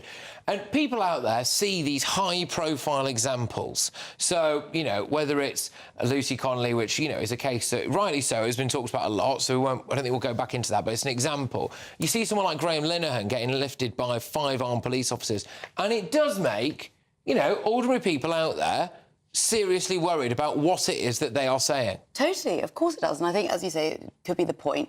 But even more frustrating is why isn't the police actually tackling serious criminals? I mean, phone thefts, only about 1% actually lead to arrests. And if you can arrive at an airport and track some of 5 armed police officers, bearing in mind they probably are armed because it's at an airport, so to track someone down just because of something that they've said, which could cause offence, but absolutely does not mean that they should be arrested. And as you say, if he does get charged, they'll lead to serious consequences. As you say, across the political spectrum, people have been outraged about it. Labour MPs have called upon Starmer for a reset to this entire thing as well. And, of course, plays into Nigel Farage's hand. He's out in America talking about free speech crackdown in the UK. We know how much Trump and JD Vance are concerned about that in the UK, and it definitely doesn't help towards the UK. Yeah, but I'm sorry, but it makes a complete mockery of Sir Keir Starmer saying, we've had free speech for a very long time in this country, but free speech for a very long time. Sorry, that is like the Stasi. Well, I'll tell you what, Ellie, I think the police are not, you know, the reason they're not tackling serious crime is they're busy arresting arresting hundreds of grannies for holding up placards saying they support Palestine action. I don't think that should be a crime either, and I don't think that this should be a crime. Look, Graeme Linehan, I find him a repulsive and desperate man, but I don't think it's a crime to be repulsive or desperate. It's very, very disappointing. It's very, yeah, exactly. Goodness knows who'd be in jail, Patrick. So look, I grew up watching Father Ted and later Motherland. You know, he used to be, you know, someone that I really liked a lot, and it's very sad to see what he's become. But again, it should not be a crime to hold up placards saying you support something, or to say that you should kick someone in the balls. I actually don't think that should be a crime either. It's easy. The police can say that they're doing something. But the whole point is that now the accepted wisdom is now that trans rights are dead in the water. The government is, you know, lining up, the Supreme Court's lining up to say that trans people, you know, trans women are not women, etc. And so actually what you're saying, Will, is completely opposite, because what you are saying is the unconventional wisdom is in fact now the received wisdom. As people like me who are on the side, they're saying that it's not. A wider point here, well, anyone who's relatively high profile with a decent social media following, you know, do we now have to be careful at airports, just in case I've said something that might offend? Well, I would have said stuff that's offended some people. What, can I just get lifted now for a social media post for hate speech or inciting violence just because one person has reported it? It's ridiculous. Yeah, of course you could, because the nature of policing speech means it's inherently subjective. That's the whole problem with policing, with speech laws. And the thing that really irritated me today is Starmer became out because, of course, he's following the wind and said, well, I think the police should be focusing on proper stuff. But there wasn't a single comment around how he would actually then reform the Public Order Act. There wasn't a single comment around non-crime hate incidents.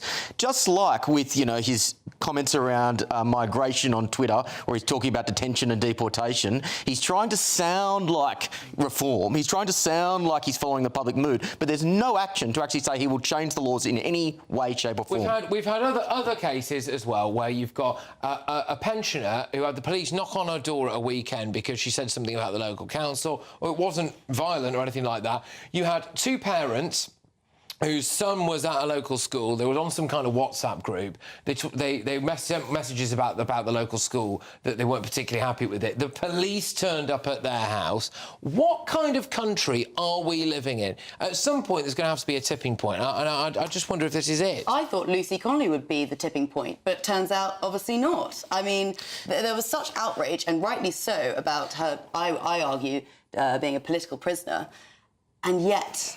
Ellie, you know that Twitter is not real life, because there was a poll out this week that actually said a majority of people in this country thought that Connolly should have been punished more severely. I'm actually an outlier because I sort of agree with you that what she said was completely repulsive and she's no hero of any kind, but I do not think that justice was served, the public interest was served by... Yes, I don't think that the national interest was served by her going to jail. But no, well, you keep saying that, you know, the polls show this, and I agree the polls show the reforms in the lead. I also agree with a poll that says that most people think that she had dealt with justly. If that poll is right, and I don't know if it's right or not, that is because for the last 20 years, it is the right in this country that have given up on free speech. There is now no one who really argues for free speech on first principles. There's no one who says, even if something is nasty or bad, it should still be acceptable, because on balance, it's better to have those comments out there. GB News. So what I'm saying is the right in this country needs to start arguing for free speech again, because that's been lost. Well, I actually agree with you, because there's a huge degree of hypocrisy on the right, because we hear so much about cancel culture and, you know, sort of the wokery, etc. But then, when things come up on my side of the fence, that I hardly hear anyone from the right complaining. So the Palestine action thing is a case in point. And we talked about this. We talked about this on Jay Petrucci's few weeks ago. Linehan didn't cause millions of pounds worth of damage. Break into a British... No, neither did Patrick. That's not the point I'm arguing. I'm not talking about the Palestine action activists. I'm talking about the grandmothers who hold up a placard saying, I support Palestine. I'm saying, well, it's not a crime to be an idiot either, and I don't think they are idiotic. I think they're quite brave people, actually. Okay, but if you are going to complain about that, I think you should also complain about people being jailed for placards. That is insane. Right, OK, what I think, by the way, on that, I've been very clear, is that the Home Secretary needs to come out and explain exactly what evidence she had, other than the airplane incident, that meant that Palestine Action had to be a prescribed terrorist group. Because she says she's got the information, and as long as she doesn't have it, then people like Jonathan, and we've got a right to do so, can come on and say, well, you know, now they're just nicking a load of grannies for holding a placard. So if there is evidence there, come out and say it. But is free speech in Britain under more threat than it's ever been, Ellie? In your lifetime, do you feel as though... Well, the thing is, it's different because obviously we have the internet now. I mean, I was born in 2000, so I wasn't quite... I sort of had the beginning of my life, which wasn't just Twitter and Instagram and the rest. But now that we have this Online Safety Act, especially where the government's basically controlling all these platforms, that content is censored, posts have been censored, etc., probably more so than there has been in the last 10 years, definitely. We don't hear about every time. This is a high-profile incident. There have been a series of high-profile incidents around free speech and freedom of expression. Yeah, how dare Sir Keir Starmer sit there smugly next to the President of the United States when there's 30 people arrested a day for social media posts? It's ridiculous. Yeah, but this is the thing which is annoying, because suppressing speech is core to the leftist agenda. You know, you can't continue so many of their policy positions without suppressing speech, because they don't stand up to scrutiny. That's why. That's why the you're just projecting. That's projecting. That's what why the right does all the time. That's why the last government stopped people. The last people stopped. Be arrested for holding a killer turf sign at the last thing, or a J.K. Rowling thing with. If someone says killer turf, of course that's violent. Of course that's violent. So that should be held to. Why aren't there squads sent to their front door? Why aren't 5? If you're inciting murder in this country, that's a criminal offence, no matter who the victim is. That's why people that councillor was put on trial for talking about cutting people's throats, etc. as well. For the last 20 years, we've heard from the left that words are violent. For the last 20 years on university campuses, we have seen speech that has been completely suppressed, because debate apparently is something which needs to be controlled in the most aggressive of ways. This is core to the agenda. You cannot argue otherwise. You just had a whole range of university protests that were clamped down because they were pro-Palestinian. You can't have it both ways, Will. And you also had the last government that stopped people who were critical of the government from even giving addresses to civil servants because they were anti-conservative or whatever. This is just a complete hypocrisy on the that says we agree with free speech. We agree with free speech as long as it's speech we agree with. That's all it is. Well, all I'll say is even Owen Jones has come out in support of Graeme Linehan, so you know something's really happened there. All right, look, shortly I have got a big exclusive for you, and it is this bonkers case of a very, very dangerous asylum seeker who's been allowed back onto the streets of Britain. But before that, I, of course, need to tell you the slightly lighter news, which is that it's the biggest ever prize to date of the Great British Giveaway. It's a cash prize and a motorhome as well. Here's how you can be in it to win it. It's our biggest, greatest Great British Giveaway to date. Your chance to win a prize package worth over £104,000. You could be driving away with this brand new Benamar Primero motorhome. With thanks to Marquis Leisure, this 4-berth home from home comes complete with integrated kitchen and bathroom areas, sky view roof light, and has all the tech you'd expect from the latest 2025 model. We'll also give you an incredible £30,000 in tax-free cash to make sure any adventures in your motorhome are taken in style. For a chance to win the motorhome and cash, text WIN to 63225. One entry costs £2.50 plus one standard network rate message. Or text BONUS to 63225. 5 entries cost £5 plus one standard network rate message. Go to gbnews.com/win. Entries start at £2.50. Call 0903 686 3232. Calls cost £2.50 plus your network access charge. Or post your name and number to GB16 PO Box 8690 Derby DE1 9TT. UK only. Entrance must be 18 or over. Lines close at 4 p.m. on the 31st of October. The winner will be contacted live on GB News, week commencing 10th November. Please check the closing time if listening or watching on demand. Good luck. OK, so I've got tomorrow's newspaper front pages. I'm also going to play you this clip, and I want you to tell me what you think happens next here. Where did you come from today? From Israel. Okay, well. Okay, well, listen. OK, all right. Well, I've got an exclusive for you now, though, which is an anonymous, dangerous, schizophrenic asylum seeker who threatened a shopkeeper with a broken bottle is going to be released back onto our streets. So stay tuned.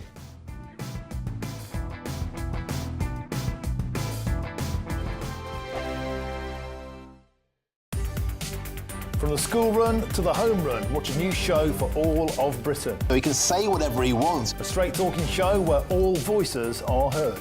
And, you know, when are we going to stop talking about smashing the gangs and actually do it? With the stories that matter from every part of our country. There's a bit of a crash landing there for your Chancellor. Bold, fearless, and standing up for you. That's me, Martin Daubney, 3 p.m. till 6 p.m, weekdays, here only on GB News, the People's Channel, Britain's news channel.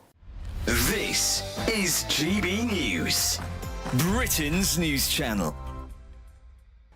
Well, you're joining us here this afternoon in the Fylde Memorial Arboretum and Community Woodland, and you can probably notice behind me that things perhaps aren't as big or as grand as they might be at the National Memorial Arboretum, but the sentiment here is just as special and just as big, as people here in this community today have gathered to mark 80 years of VJ Day. And we're in this part of the community woodland that is dedicated to all those people from Blackpool and the surrounding Fylde area that received the Burma Star, and each of those people commemorated here with their own individual plaque, and you can see on them perhaps laying today are yellow, white and green flowers, and that is because those are the colours of the Burma Star Association, so very, very specific and very, very poignant on this day. And at the centre of it all here in this particular part of the garden, you'll notice this lovely obelisk which holds on it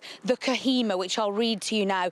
When you go home, tell them of us and say, for your tomorrow we gave our today. And that, of course, is a reference to the incredible sacrifice made by all those who served. I actually got the opportunity to speak to a 102-year-old Army veteran who remembers VJ Day. I was in the Army, and we were all doing our usual jobs, and then we found out that it was time to all have a rejoicing time. And I imagine you must have felt some real sense of relief. Oh yes, definitely. Everybody knew that they'd be going home soon, and that life, we hoped, would be better for everybody. GB News, the People's Channel. Westminster's full of talk, but out here, it's the real world. Am I allowed to talk now? No, that's it. This is where it matters, real people and real lives. That's what politics is all about. The fact that Trump made a good start, no. Straight answers, no spin, and just a couple of pints. How many fingers have I got up? About 10. So join me for Lee Anderson's Real World every Friday at 7 p.m, only on GB News. The People's Channel, Britain's news channel.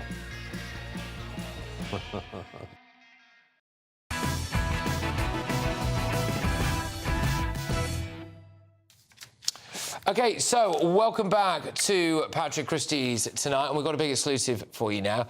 Are Brits being put at risk as a violent asylum seeker has been put back out onto the streets? A schizophrenic illegal migrant who once threatened a shopkeeper with a broken bottle is being released back into the community, despite judges admitting that he poses a significant risk. He's a Nigerian man, and he's only known as BRO because he's got an anonymity order. And he first came to Britain in 2021. He was hidden in the back of a lorry, and he came through Dover. He actually claimed to be a child migrant on arrival. However, it's now believed that he's about 25 years old. Since then, doctors have diagnosed him with paranoid schizophrenia with psychotic features and antisocial personality disorder. And he's notorious for his violent behaviour. So, in May, a tribunal granted him conditional bail on the basis that he provided them with approved accommodation. I'll just read out the full detail of all of this for you now. Just weeks after his arrival, whilst living in Wolverhampton, he travelled to Scotland without a ticket. There, he threatened a shopkeeper with a broken bottle and hurled abuse at police officers. In October 2024, he was convicted and sentenced to 18 months in prison. He was released on licence in January 2025. He was immediately detained under immigration powers for removal to Nigeria. Although he had withdrawn his asylum claim a month later, it was reinstated when officials found that he had not fully understood what he'd signed. So then he was transferred to Brookhouse Immigration Removal Centre in February, where doctors raised these concerns about his mental health and possible past torture. Despite this, the Home Office kept him in detention. His behaviour got worse, with incidents of fire setting and sexual misconduct, and that prompted him to be sent to prison in that April. Well, this week, Deputy High Court Judge Alan Bates ruled that he must be freed by September the 8th. We're on the 2nd of September at the moment. He said that the Home Secretary should have realised that the man could not be deported swiftly, and they've actually said as well that he might now have a claim for damages for unlawful detention. So there's quite a lot to go at there. I'm joined now by immigration lawyer Mitch Potter. Thank you for this. Right, OK, so first things first, I think my viewers and listeners might be wondering why we aren't just deporting this guy. So under the immigration law, whilst an asylum claim is pending, we don't have the right to deport. So until that decision is made, there is no right to do that. That is the law. That is how it is shaped. Whether we agree with that or not, that is the position. So what the Home Office needs to do is make a decision on whether his claim for asylum is genuine and whether it is credible. If they say no to both of those points, then we can deport him via a deportation order. So would it not be a case for an automatic refusal if he's been sentenced for threatening a shopkeeper with a broken bottle, obviously being mentally dangerous, and that is a medical view here based on what he's got, fire setting, sexual misconduct? Would you not just press the reject button on that? No. So it's not like in legal routes where you have, public goods, non-conducive, and, good character requirements. That doesn't apply in asylum cases because you're dealing with people who have been persecuted, fear for their lives, etc. Right? So those rules don't quite apply here. What we can say is that he has to go through that process. He has to have an interview with the Home Office. They have to take everything into account. His previous conviction for the 18 months would be taken into account. That is a serious crime under the Act, OK? He would be refused asylum on that basis. Would he definitely be? I can't say for certain, Patrick, right? But sort of on the facts that you've given me and what I know, that would be serious enough for it to be refused. And even if he said that he had fear of torture in his home country, because that's what I'm worried about here, and that's what I think a lot of people will be worried about, which is that you could come to a country illegally, claiming to be a child, which has turned out to be fake, have all sorts of different violent mental health problems, commit a series of crimes, be considered an active danger, likely to reoffend, and if he says he's going to be tortured in Nigeria, we have to keep him. So all of this would be taken into consideration by the caseworker. You can't look at each point individually, you have to look at it as a whole. Whether we agree with that or we don't agree with it, whether he is dangerous, whether he isn't, we have to consider it all as a whole. That risk of persecution is high, but does that sort of, negate everything that he's done in the UK so far? Probably not, in my view. Right, so my advice to him would be leave now, leave on your own accord. OK, but, you have to sort of balance the moral versus the legal sort of conundrums here. I can hear where are we at? Well, yeah, quite. And also, presumably, a moral duty, I would hope, anyway, to the people who are in Britain and wherever this guy is going to be roaming the streets now. In terms of an anonymity order about this, now, I would argue there's a public interest in us knowing who this guy is, because if he poses the kind of danger that he clearly does, should we not be able to picture him and recognise him? Let's say he's moved back to Wolverhampton. I've got no idea where he is, but let's say he has. Should the people of Wolverhampton have a right to know who he is? There is a few reasons and sort of an order like this would be put into place, but without sort of reading the judge's mind, I can't tell you. I'm not in the facts of the case. So, some reasons are national security concerns, if there's something going on there. There could be an ongoing investigation into something, which means that this going out into the public would just sort of prejudice the police in that sort of regard. So there's multiple different things that sort of go into these. So the Home Office wants to detain him. So this appears to be a slightly, I would argue anyway, relatively rare instance of the Home Office actually seriously trying to do something good here. But this judge has said that the Home Office have to release him out into the public by September the 8th. I'll read you the quote here. It may be that following the claimant's release, these proceedings can be transferred to the county court to continue as a claim for damages for unlawful detention. So this guy might sue this government for detaining him unlawfully? Yes, so effectively what the judge is saying here is there isn't a genuine asylum claim outstanding. There is no reason for the Home Office to hold him in an immigration detention centre under immigration law. OK, not the criminal aspect, not the danger, nothing like that. Immigration alone. That's how I read this. So, effectively, whilst that's outstanding, he is not subject to a deportation order. Therefore, he can't be detained. He should be put on immigration bail. So that's where this comes from. Will they use his unlawful detention, if indeed it is deemed to be, as an additional claim as to why he should stay in the country? You know, could he just claim that he's got trauma from that? No, not in my view, not in my legal opinion, no. I mean, they're two separate things. The civil and the immigration are two separate things. Yes, you know, you would use it. But ultimately, it's not going to be the deciding factor. OK, just sorry, very quickly, just want to emphasise something here on this. So as it currently stands in Britain, the way the law is, we are powerless to automatically deport somebody like this. We have to have them commit whatever they commit and then still go through an asylum claim with them before we can deport them. Yes. Right. Effectively. I mean, that's separate from the criminal matter in its entirety. You can still go to prison whilst your asylum claim's outstanding, protect that way.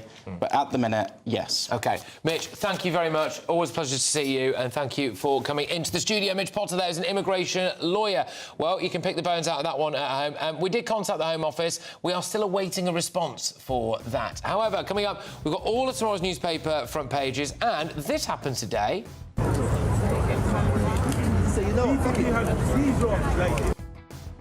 I'll tell you what that's all about very shortly. But next, I think this is on the front page of The Independent. Yes, there's a new crackdown that could force more refugees onto Channel boats. I'm intrigued to find out what that is. The Daily Express, 100,000 lives at risk. They say there's a cancer care lottery going on. All the front pages heading your way in just a sec. Stay tuned. I forecast a perfect holiday in the sun. Weather looking good then? For sure, and no worries about our travel insurance. All Clear Travel Insurance sponsors GB News Travel Destinations forecast. Plenty of September sunshine on offer around the Mediterranean at the moment. There are a few showers in Croatia. They'll clear away. And some wet and windy weather across the far north of Portugal and the northwest of Spain. But most of Spain, the Balearics, dry and sunny. Italy turning sunny as well after some heavy showers earlier in the week. Now, the showers across Croatia, they are clearing away, and much of the Greek islands also fine, dry and sunny. And that'll generally continue throughout this week. All Clear Travel Insurance sponsors GB News Travel Destinations forecast. Good evening. I'm here with your GB News weather forecast from the Met Office. Now, as we go through the rest of today, overnight into tomorrow, there will be a drier spell for a short period of time before some wet and windy weather pushes in due to a weather system that's currently just to the southwest of us, but it is going to make its way northeastwards. Before that, most of today's showers will actually die out, leaving some dry weather for a time. Not totally dry, some showery bursts continuing over some southern parts of Scotland, but across central northern parts of Scotland, staying largely dry with some clear skies through much of the night. Elsewhere across England, Wales and Northern Ireland turning cloudy, wet and windy, and with that temperatures not dropping a huge amount here, most places holding up in the mid-teens. Across some parts of Scotland though, where we get those clear skies overnight, it could turn a bit fresh, be a bit of a fresh start to the day. Actually quite a bright picture first thing tomorrow morning. Elsewhere, a very different story. Lots of cloud, lots of rain for eastern and southern parts of Scotland. The rain could be quite heavy, quite persistent through the morning here. Plenty of outbreaks of rain across Northern Ireland and across much of England and Wales. Some heavy persistent rain affecting some southern counties on your way to work perhaps tomorrow morning. There will also be some strong winds around which could cause some issues, particularly towards coastal parts in the south. Now, as we go through the day, the heavy and at times persistent rain across parts of Scotland and northern England will continue. Elsewhere, we're going to see the more persistent rain clearing, but there will be heavy, perhaps even thundery showers following in behind. Some sunshine in between those showers, but always worth factoring in those strong winds, especially in the south. Now, as we go through Thursday, it looks like another showery day for many, perhaps a spell of more persistent showery rain feeding across parts of central into eastern England. Elsewhere, a scattering of showers. These will be hit and miss, so some drier, sunnier weather in between. Friday, however, actually looks like a largely dry day for many. Not totally dry, and that's the theme that we take in to at least the start of the weekend. You want to know what's really going on in the corridors of power? Labour don't know what to do with you half the time, and that makes you quite lethal in the chamber. Get behind the headlines with Chopper's Political Podcast. Join me, Christopher Hope, as I sit down with the great and the good of British politics. We'll see where this ruling takes us. These are the stories shaping our nation. Chopper's Political Podcast, available now on all platforms. Listen in and stay ahead. Mornings don't have to be tiresome. especially if you have the right company. Wake up to news as it happens, opinion and debate, and of course, a little bit of entertainment too. Because when the kettle's on, we're on.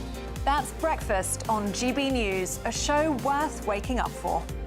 Every morning from 6 a.m. Only on the People's Channel, Britain's news channel.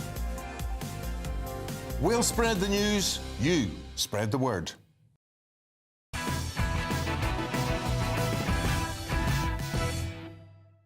Welcome back to Patrick Christys tonight. Let's whiz you through the first look at tomorrow's newspaper front pages. The Metro, Father Ted's creators fury at arrest.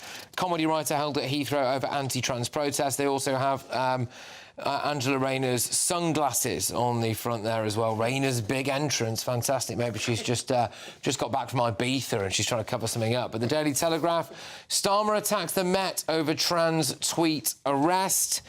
So yeah, I mean, again though, it's all really well and good him doing this, but what does he actually do about it in practice? Like nothing. The PM to push through welfare cuts as well. Interesting, because they had an opportunity to do that again, didn't they? And bottled it. Anyway, The Independent, new crackdown could force more refugees onto channel boats. Yvette Cooper's new asylum crackdown may fuel more dangerous channel crossings as women and children are left in war zones attempting to reunite with their loved ones. And then you get this line, the Red Cross has warned. There you are, exactly. When are people going to investigate some of these charities for their actual role in some of this stuff? But The Sun, outrageous Father Ted genius arrested by 5 gun cops over anti-trans tweet. Britain's fact they've got there on the front of The Sun. The I paper, Starmer plans ID cards for all to help stop UK boat migrants. Right, let's zone in on this one. Will, your eyes kind of zoned in on this straight away, didn't you? What do you make of this ID cards on the front of the eye? Well, it's just so cynical, isn't it? Because this is how liberty is taken away. It's taken away by saying it's in your best interest, it's for your own safety. And again, it is the cynicism of it that really annoys me, because he knows, well, immigration is a burning concern for most people, so this is a way that we can get digital ID cards through the back door. And the other thing which really annoys me about this is I don't think people who are opposing this have done enough to actually argue the real danger of it. I think we need to rebrand. We need to stop calling these digital ID cards and start calling them behavioural control cards, because with this particular government, that is going to be the end result of this. Between an ID card and a passport or a driving licence? It is that they managed to amalgamate all of those different data sources together, so you can actually then get a complete picture of someone and then use that information to basically make assessments of their behaviour and control the behaviour. No, you're like a social credit. I wouldn't have said this 5 years ago. I now completely believe that we could go towards a Chinese-style digital credit. Pure conspiracy theory. No, it's not. No, it's not. And I'll tell you why it's not. I'll tell you why it's not. Because at the moment, they are already assessing morality online. They're arresting, 30 people a day for speech online? Yeah. Again, and they are morality arrests. So there is no reason, if they're happy to assess morality online and arrest people for that, why wouldn't they then try and change behaviour? I don't understand. Look, I don't understand so much of the fuss around ID cards. Given that we have to present photographic ID for so much in life anyway, and actually that does create a two-tier system in many ways, where people who don't drive and don't have passports are actually frozen out of a lot of different things in life.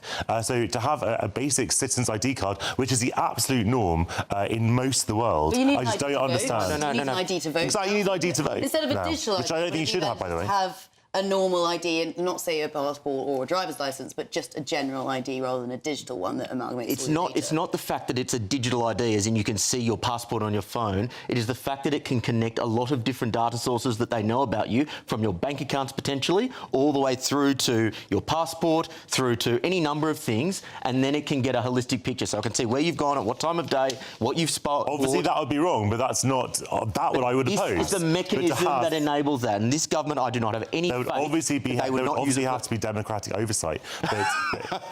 Just like there's democratic oversight for the way that the online forum is being just assessed. Bring you into this, Ali. Would there not be quite a justified concern that we're still dealing with the same, largely anyway, this kind of the same cohort of politicians that wanted tougher, harder, faster lockdowns during COVID, greater restrictions on our lives, and then, potentially introducing this all-encompassing digital ID card on top of that? Yeah, I mean, if it does travel, which, as you say, very much potentially could travel in the direction that you're suggesting, absolutely it's wrong. And you're right, as we've seen, the government actually does have a huge amount of power over us, and they can just suddenly change laws that totally just, Big Brother watch style. And I'm totally against lockdown, so anything that can go in that direction, I'm against. Well, no one's suggesting lockdowns. Well, I know we're not suggesting lockdowns, but we're just talking about, in general, cracking down on people's liberties and tracking them, which, of course, is what exactly they did during lockdown. Yeah. I don't know if this would actually go in that direction, though. Maybe I have a little bit more... And, I mean, look, also, what has this government done to give you that faith? Well, like, France has said that actually this is one of the big deterrents in France and one of the attractions of the UK for asylum seekers. So I'd have thought that you'd be actually celebrating this. I want to just move us on because I want to play this clip. So during a Coldplay concert at London's Wembley Stadium, 2 Israeli women were invited on stage by lead singer Chris Martin. So, I mean, just have a look at what happened. And by the way, you can just pinpoint the exact moment that he cags his pants. Where did you come from today? From Israel. Okay, well. Okay, well, listen. I'm going to say this. I'm very grateful that you're here as humans, and I'm treating you as equal humans on earth, regardless of where you come from or don't come from. Thank you for being here. We're grateful, and thank you for being loving and kind. Although it's controversial, maybe, I also want to welcome people in the audience from Palestine, because we have a belief that we're all equally human. Oh, gosh. Oh, by the cheering, there were loads of people in from Gaza. I didn't think we could get more awkward than the astronomer situation at a Coldplay concert, but he's just beaten it. If you think that the only people opposing Israel are from Gaza, I think he might have been... like to welcome the Palestinians. Yeah, I think that... And then they all cheer. Lots of Palestinian flags. I'm aware of that, Pat, but also I think you'll find the global opinion is somewhat more in favour of Palestine than Israel at the moment. Lefties don't do humour, Patrick, just best to avoid. Well, I think you're a massive joke. Ha ha ha. Burn. OK. All right, there we go. Well, we'll just let that hang there for a second. I take it back. No. Withdrawn. No, it's all right. All right, look, coming up, we've got more front pages for you. The Daily Mail, when did Britain become North Korea? Oh, and good, yes, you could be in this studio for a Friday night. Oh, brilliant. Oh, gosh. Exciting news. Every Friday, my Patrick Christys Tonight Show is going to have a twist to it. We're welcoming some special guests. You. That's right, on Fridays I'm going to be doing my show in front of a live studio audience because this show is about you and what you have to say. It's going to be the same big debates, same big topics, same big opinions, but every Friday night at 9 p.m. you are invited to come on down to Patrick Christys Tonight to be a part of the action. Only on GB News, the People's Channel, Britain's news channel.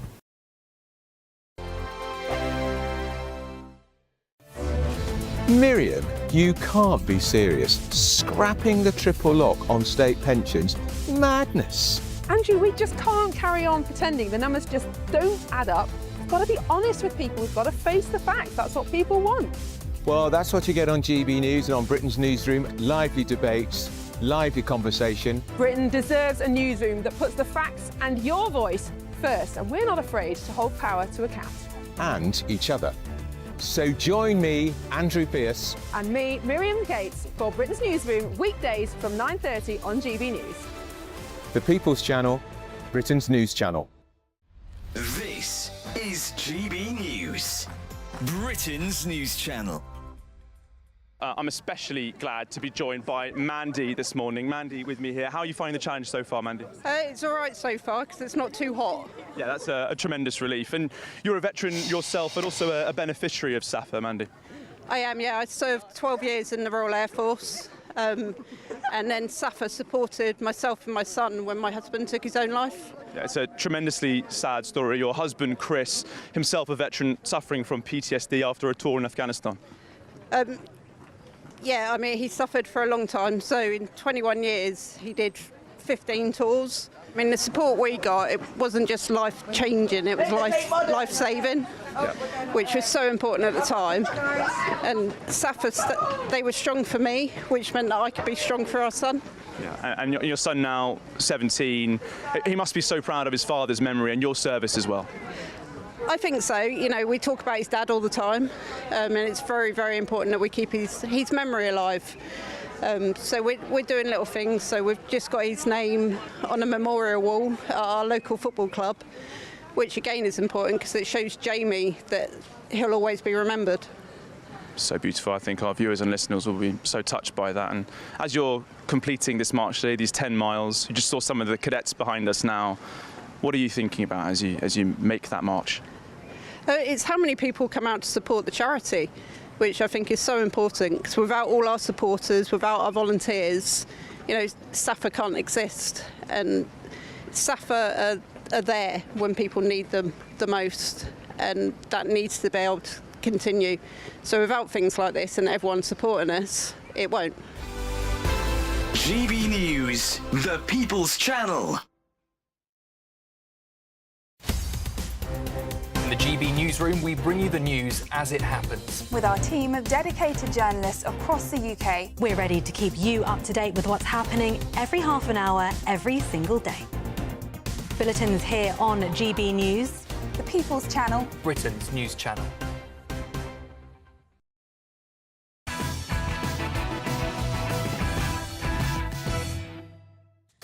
Welcome back. So we've got the rest of tomorrow's newspaper front pages here. The Daily Mail go, when did Britain become North Korea? Police were last night accused of a totalitarian clampdown on free speech. There's a big bit on that front page that we'll get into. Anyway, The Guardian, Europe's response to Gaza has been a failure, says the Spanish Prime Minister. Nice that he woke up from his mid-afternoon nap to tell us that. Then the Daily Express, 100,000 lives at risk in cancer care lottery. Look, let's just deal with the Mail's front page. Nervy bond market spike again as PM hikes raft of high-tax fanatics, threat of ID cards for all, hard left Rayner's ambition and fashion sense the talk of Westminster, and armed police arrest the father Ted Ryder for tweets, leaving millions asking when did Britain become like North Korea? Is it really that bad, Will? Literally, no. Yeah. No, not yet. But I see where they're going, and that is that this first year of this government has been an absolute disaster. I was so fascinated watching that reset video from Starmer the other day, and the thing, phase two. But the 23rd reset. Yeah, he's been Labour leader. By the way. yeah. But the thing about that video, which is most interesting, it was all process. There wasn't a single thing about what they were going to do, not a single thing about what he believed in, because he doesn't believe in anything. There are no beliefs. Well, this reset just absolutely scared the markets. I mean, we've seen it with obviously Boris 30-year gilts to its highest rates for 27 years. And it's because he's brought in this raft of tax-happy people like Torsten Bell, who you covered on your show the other night, and even Dan Tomlinson, who are part of this Resolution Foundation, which they push for increasing capital gains tax, national insurance, income tax, etc. And of course, it scares the markets. Jonathan, I mean, the response initially to the Mail front page, they've chosen to furnish it with a picture of Angela Rayner. With the looking glasses. fabulous, if I may say. You think she's gorgeous, do you? It's not for me to pass comment on politicians' appearances, Patrick, but I think she is looking has a cracking outfit. Yeah, but off camera. No, on camera doesn't help. Oh yeah, she does. Yeah, she looks great. She looks great. I think that her appearance is, you can praise it, but I don't think you should criticise it. Keep digging, mate. What was that? No, just keep digging. Keep digging. I wasn't aware. What exactly was I digging? I think that's maybe why she's on the socialist utopia is the thing there, potentially a nod to her housing situation. Do you think she'll be the next Prime Minister?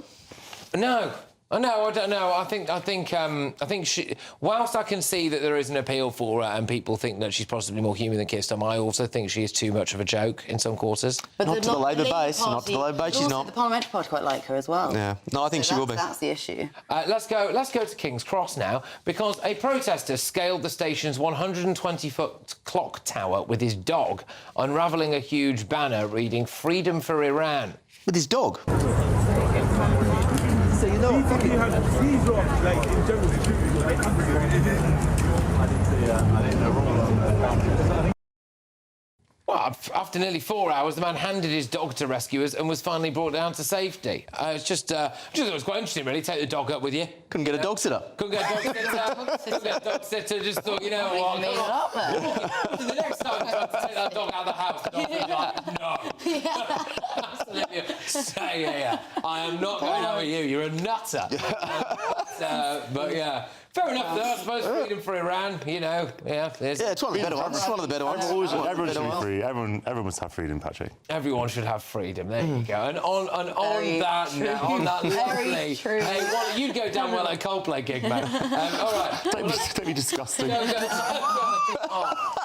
Oh, there he is. Right, don't go anywhere because when we come back, we have got a whole hour for you of tomorrow's newspaper front pages. There are some corkers on there. Of course, we've got everything from Britain becoming like North Korea to the plan for everyone to have an ID card, to the Sun's approach, which is that Britain's fecked because the Father Ted genius has been arrested. New crackdown could mean that we get more illegal immigrants. It's never less, is it? It's never fewer. It's always more. When we do, it's always more. So we've got that. And apparently there's going to be some welfare reforms.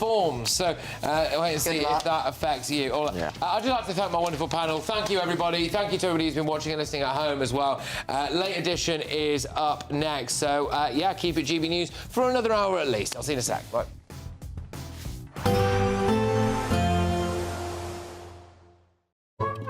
Today's outlook: cool, calm and completely horizontal. Boxed aircon sponsors the weather on GB News.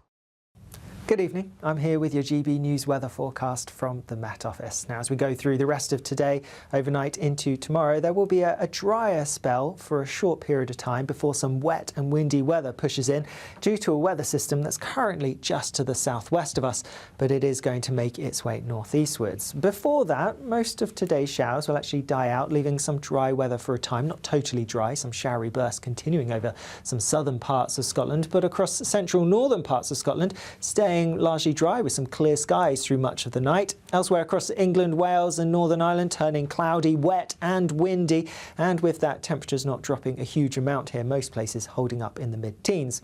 Across some parts of Scotland, though, where we get those clear skies overnight, it could turn a bit fresh, be a bit of a fresh start to the day. Actually quite a bright picture first thing tomorrow morning. Elsewhere, a very different story. Lots of cloud, lots of rain for eastern and southern parts of Scotland. The rain could be quite heavy, quite persistent through the morning here. Plenty of outbreaks of rain across Northern Ireland and across much of England and Wales. Some heavy persistent rain affecting some southern counties on your way to work perhaps tomorrow morning. There will also be some strong winds around which could cause some issues, particularly towards coastal parts in the south. Now, as we go through the day, the heavy and at times persistent rain across parts of Scotland and northern England will continue. Elsewhere, we're going to see the more persistent rain clearing, but there will be heavy, perhaps even thundery showers following in behind. Some sunshine in between those showers, but always worth factoring in those strong winds, especially in the south. Now, as we go through Thursday, it looks like another showery day for many, perhaps a spell of more persistent showery rain feeding across parts of central into eastern England. Elsewhere, a scattering of showers. These will be hit and miss, so some drier, sunnier weather in between. Friday, however, actually looks like a largely dry day for many. Not totally dry, and that's the theme that we take in to at least the start of the weekend. Today's outlook: cool, calm and completely horizontal. Boxed aircon sponsors the weather on GB News. All right, well, quite a spicy set of front pages for you for tomorrow. The Metro Father Ted creators fury at arrest. It's that big story. The Daily Mail have chosen to articulate that by saying, when did Britain become like North Korea? So they don't just include the Graeme Linehan stuff there. They have a whole host of other issues. Apparently there's going to be a big push to get some welfare cuts through. If only they'd had the chance to do that earlier on. Yvette Cooper's migrant crackdown might lead to more migrants as well. Who could have seen that coming? All of that and much, much more, as well as ID cards for everyone. It's our biggest Great British giveaway to date. You could be driving away with this brand new Benamar Primera motorhome. This 4-berth home from home comes complete with integrated kitchen and bathroom areas and has all of the tech you'd expect from the latest 2025 model. We'll also give you an incredible £30,000 in tax-free cash to make sure that any adventures you take in your new motorhome are taken in style. For a chance to win, text WIN to 63225. One entry costs £2.50 plus one standard network rate message, or text BONUS to 163 225. 5 entries cost £5 plus 1 standard network rate message. Go to gbnews.com/win. Entries start at £2.50. Call 0903 686 3232. Calls cost £2.50 plus your network access charge. Or post your name and number to GB16 PO Box 8690 Derby DE1 9TT. UK only. Entrance must be 18 or over. Lines close at 4 p.m. on the 31st of October. Please check the closing time if listening or watching on demand. From the school run to the home run, watch a new show for all of Britain. He can say whatever he wants. A straight talking show where all voices are heard. And, you know, when are we going to stop talking about smashing the gangs and actually do it? With the stories that matter from every part of our country. There's a bit of a crash landing there for your Chancellor. Bold, fearless and standing up for you. That's me, Martin Daubney, 3 p.m. till 6 p.m, weekdays, here only on GB News. The People's Channel, Britain's news channel. Miriam, you can't be serious. Scrapping the triple lock on state pensions? Madness. Andrew, we just can't carry on pretending. The numbers just don't add up. We've got to be honest with people. We've got to face the facts. That's what people want. Well, that's what you get on GB News and on Britain's Newsroom. Lively debates, lively conversation. Britain deserves a newsroom that puts the facts and your voice first, and we're not afraid to hold power to account. And each other. So join me, Andrew Pearce. And me, Miriam Gates, for Britain's Newsroom, weekdays from 9:30 on GB News. The People's Channel, Britain's news channel. Join me, Nana Akwe, for an informative, interactive news programme with a difference. It's fun. No, he didn't say that, Dave. I'm so surprised. I think there's an element of truth to that. Join me from 3 p.m. every weekend, only on GB News, Britain's news channel. Westminster's full of talk, but out here, it's the real world. Am I allowed to talk now? No, that's it. This is where it matters, real people and real lives. That's what politics is all about. In fact, has Trump made a good start? No. Straight answers, no spin, and just a couple of pints. How many fingers have I got up? About 10. So join me for Lee Anderson's Real World every Friday at 7 p.m, only on GB News. The People's Channel, Britain's news channel.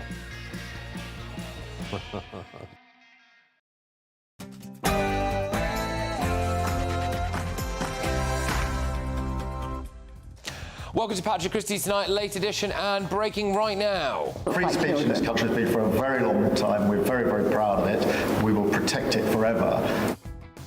Let's see how all of the national newspapers deal with that Graeme Linehan story. Sir Keir Starmer has actually criticised the Metropolitan Police over the arrest of comedian and Father Ted writer Graeme Linehan. Interesting, though, because, you know, what's he going to do about it? Meanwhile... And some councils are finding that more than a quarter of their family homelessness applications are linked to refugee family reunion. That is not sustainable. Right, OK, so get a load of this. So, telling refugees that if they come across the English Channel that they won't be allowed to bring their families with them. You ready for this? According to The Independent, it's going to mean more refugees on boats, so we can't do it until you get to this line here, where it turns out it's the Red Cross saying it. And you really have to wonder at what point are some of these groups, the charity groups, going to be investigated for their role in all of this. Find out why shortly, and... The benefits are clear. Digital ID will make our interactions with each other and with the state faster, cheaper and more reliable. Yeah, I mean, that really sinister bloke there, Tony Blair, is in favour of digital IDs for everybody because of illegal migrants, which means I think if Tony Blair's in favour of it, you should probably be against it. And finally... How did you find out over the weekend that you were dead? So, for tonight's finale, President Trump addresses the rumours that he died.